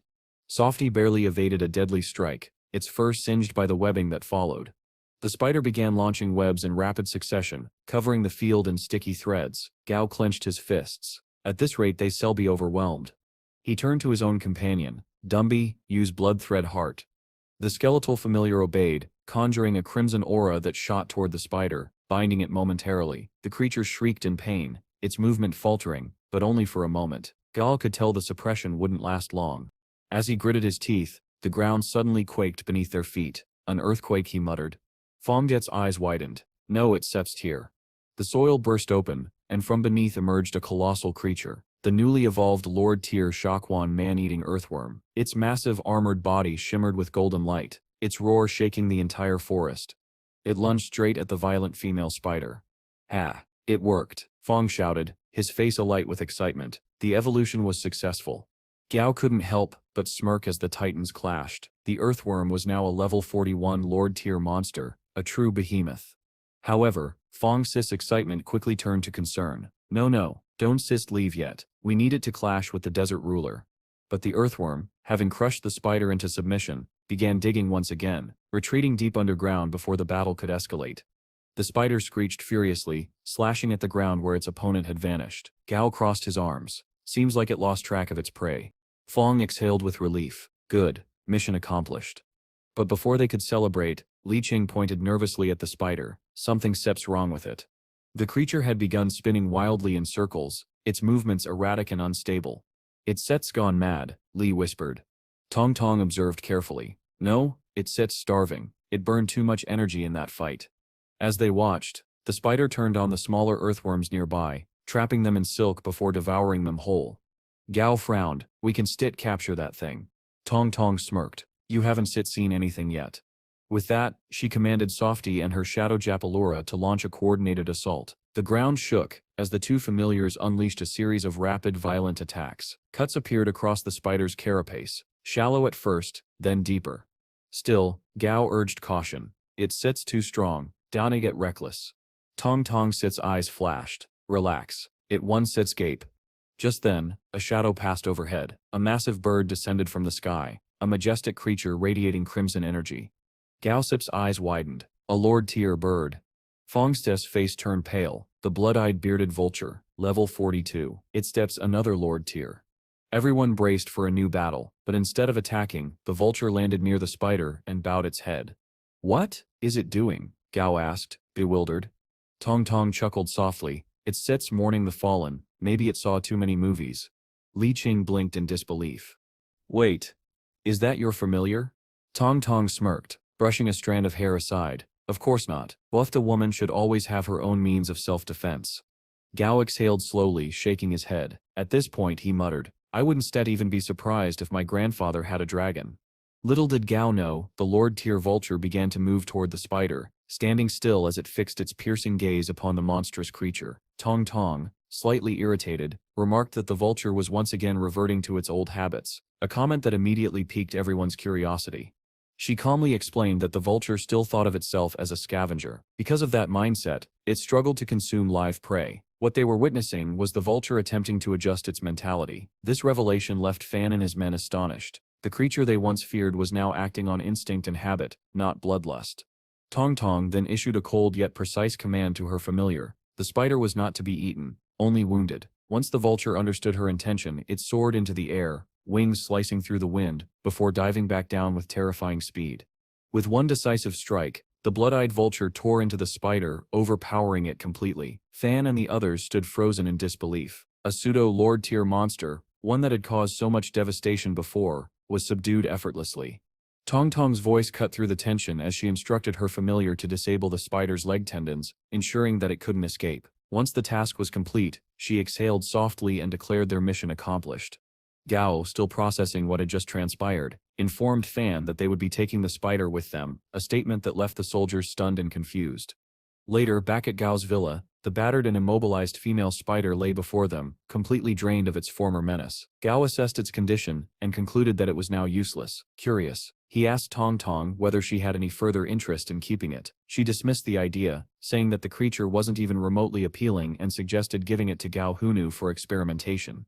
This remark caused a flicker of disappointment in Softy, but Tong Tong quickly reassured her familiar that she wasn't referring to it. Gao, amused, invited Tong Tong to stay for dinner, but she declined, saying she needed to find someone to take care of the injured spider. Once she left, Gao entered his villa where Dazi greeted him with boundless energy, circling him excitedly in hopes of getting some pork ribs. Unfortunately, none were available. Then, in a moment of mischief, Dazi pointed toward Dumby, Gao's skeletal familiar. Intrigued by the idea, Gao grinned and began preparing a large pot of soup. When he called Dumby over, the skeleton was thrilled, believing that Gao had prepared something delicious for it. Delighted that his master still remembered him, Dumby eagerly approached, only to be told that he would be bathing in the soup instead of eating it. Gao chuckled at his own cleverness. The temperature wouldn't harm Dumby, and this way he could make soup without using real ingredients. He instructed his familiars to enjoy the meal while Silly comforted the confused skeleton. The next morning, Gao's excitement was palpable. A new chapter awaited him. In Yuzhou City, boarding a flight with Tong Tong by his side, he soon found himself in the bustling metropolis. The Yuzhou airport reminded him of Chang'an, but with far more advanced technology and a sense of grandeur. Tong Tong informed Gao that his grandfather wouldn't be able to pick them up due to other commitments, but assured him that everything was fine. Meanwhile, far away at sea, Jianu, Gao's grandfather, faced off against a massive sea monster that had attacked his ship. Irritated that such a trivial threat was delaying his reunion with Gao, he ordered his men to take cover while commanding his powerful familiar the White Dragon to finish the fight. The dragon's roar echoed across the ocean as it battled fiercely, eventually slaying the creature. The logistics team immediately began salvaging the valuable corpse, while the Blue Monkey team prepared their hooks and cables for transport. At the same time, military observers monitoring the scene commented on how they could never clearly see the battle, only thick layers of mysterious fog. Their leader, a sharp-eyed man, watched quietly and muttered that Gao was a cunning one indeed. Back in Yuzhou City, Gao and Tong Tong arrived at the headquarters of the Southern Sky Group. As Tong Tong spoke with the guard, Gao noticed a Lord-tier white demon plant familiar stationed at the gate, an impressive but arguably wasteful use of power. Tong Tong smiled and told Gao to relax, saying that this place would soon feel like home. Just then, a woman behind Gao started laughing mockingly. Tong Tong turned sharply and asked what was so amusing, but the woman ignored her and walked away with a man, calling Gao a country boy. The man told her to stop wasting time, reminding her that they had someone important to meet. Gao smirked and teased Tong Tong for not being recognized. She shot back playfully that it was because she'd been in Chang'an for 2 years. Soon after, she warmly greeted a man nearby, calling him Old Hun. This surprised the snarky man from earlier, who couldn't believe she knew Secretary Hun personally. Recognizing Gao, Secretary Hun greeted him with respect and invited both of them upstairs, where Chairman Gao, the one and only, was waiting. Hearing this, the arrogant man turned pale. Gao took the opportunity to laugh softly at his discomfort. While the woman fumed in embarrassment, Gao calmly remarked that he didn't hold grudges, but preferred to settle things immediately. They proceeded to meet Gao Hunu, who was overjoyed to see his grandson. Hunu then arranged accommodation for Tong Tong with the chairman's approval. Once alone, Gao asked his grandfather if there was something important he needed to tell him. Gao Hunu explained that he would temporarily work at the Southern Sky Group. Gao expressed concern, thinking it might be too soon, but his grandfather countered that it was time for him to learn, since one day he would lead the group himself. Though hesitant, Gao nodded. His grandfather wondered if he'd been too strict but continued anyway. He told Gao that he would start in the HR department to learn the basics, and then be transferred to the research department after 2 days, where a special lab awaited him. Finally, Gao Hunu offered him a choice. He could hide his true identity if he wanted to, as many young people preferred to keep their capabilities low-key, but Gao refused, saying he had no interest in deception. A proud smile appeared on his grandfather Sep's face. Just then, Hun returned, announcing that all arrangements had been made. Gao Hunu stood and said, "Go with Hun. It's Step's time you saw a different kind of battlefield." And with that, Gao stepped forward, ready to face the next chapter of his destiny. Gao noticed something unusual ahead and paused for a moment. Hun, sensing his distraction, asked if something had caught his eye. Gao smiled faintly, replying that he had just run into some familiar faces, the same arrogant woman and man who had mocked him at the Southern Sky Group's entrance earlier. Ironically, those very two now stood before him, looking pale and uneasy. Hun, keeping his composure, introduced the man as K. Exon, the head of the marketing department. K. Exon immediately bowed, apologizing sincerely for his presumptuous behavior earlier that day. Gao shook his hand calmly, brushing the incident aside with grace. He couldn't help but admire Exon's ability to swallow his pride and prioritize professionalism, even if it meant putting himself in an awkward position. After a few polite words, Son excused himself hurriedly, promising to treat Gao to a meal next time. Hun, curious, asked about the matter, to which Gao chuckled and said it was nothing serious, just an overblown misunderstanding caused by Si Shang's behavior. Gao then asked if Exon was genuinely that composed or simply skilled at controlling his emotions. Hun smiled knowingly and suggested Gao find out for himself. He then proposed they head to the Bay District to handle recruitment duties. As they traveled, Hun gave Gao a brief overview. Bay District, he explained, was one of Yuzhou's lesser-developed areas, a region that had struggled immensely since the cataclysm. Many lives were lost during that chaotic era, reshaping the social structure. The survivors in Bay were those who had failed to adapt completely to the New World Order. When Gao curiously asked about the district's name, Hin revealed that Bay once symbolized opportunity. Before the cataclysm, it was a place where people from all professions gathered in search of work. The irony of its current condition wasn't lost on Gao. Before Hun could continue, they arrived at their destination, the Bay District's branch of Human Resource Management. Gao immediately noticed the peculiar individuals loitering nearby and asked who they were. Hun replied with a wry smile, calling them Bay's best, but his tone hinted at pity. These were people who had long lost hope, their dreams buried under hardship. Inside, Hun introduced Gao to Section Chief Wang from HR Management Headquarters and Branch Manager Su. Both greeted him respectfully, addressing him as Young Master and Head Gao. Gao quickly requested that they drop such titles, insisting they were all colleagues. But his lineage, being the grandson of the wealthiest and most powerful man alive, was impossible to ignore. Hun reassured him that while the branch might appear disorganized, it provided an ideal environment for learning real management. After giving Gao a few words of encouragement, Hun departed to handle other matters, leaving him to explore the facility. Section Chief Wang offered to show him around. As they toured the branch, he took Gao through the warehouse and the training center for familiars. Wang, out of habit, continued calling him Young Master. Amused, Gao playfully threatened to deduct his salary if he said it again. When Wang repeated it anyway, Gao laughed in defeat. Inspecting the equipment, Gao asked whether every branch had similar resources. Wang confirmed, though he mentioned that these facilities were rarely used. Departments like Security and the Central Security Bureau had far better training grounds, often located deep within the forests. When Gao inquired about recruitment operations, Wang reassured him that subordinates were already managing everything efficiently, leaving Gao little to worry about. After Wang departed, Gao's attention drifted toward one of the machines in the corner, a training module streaked with faint tear marks. He summoned his familiar Flamey and mused aloud that once it reached the commander tier, it would solve his biggest problem, not having a flying-type familiar suitable for high-speed travel. "Think you can still fly, Flamey?" Gao asked with a grin. He pointed toward a set of metal rings hanging midair and instructed it to fly through them. Flemmy spread its wings and soared into the air, moving with impressive agility. But just as it approached the final ring, it clipped it by accident and crashed awkwardly. Gao sighed but quickly encouraged it not to give up. Again and again he urged the creature to improve its control.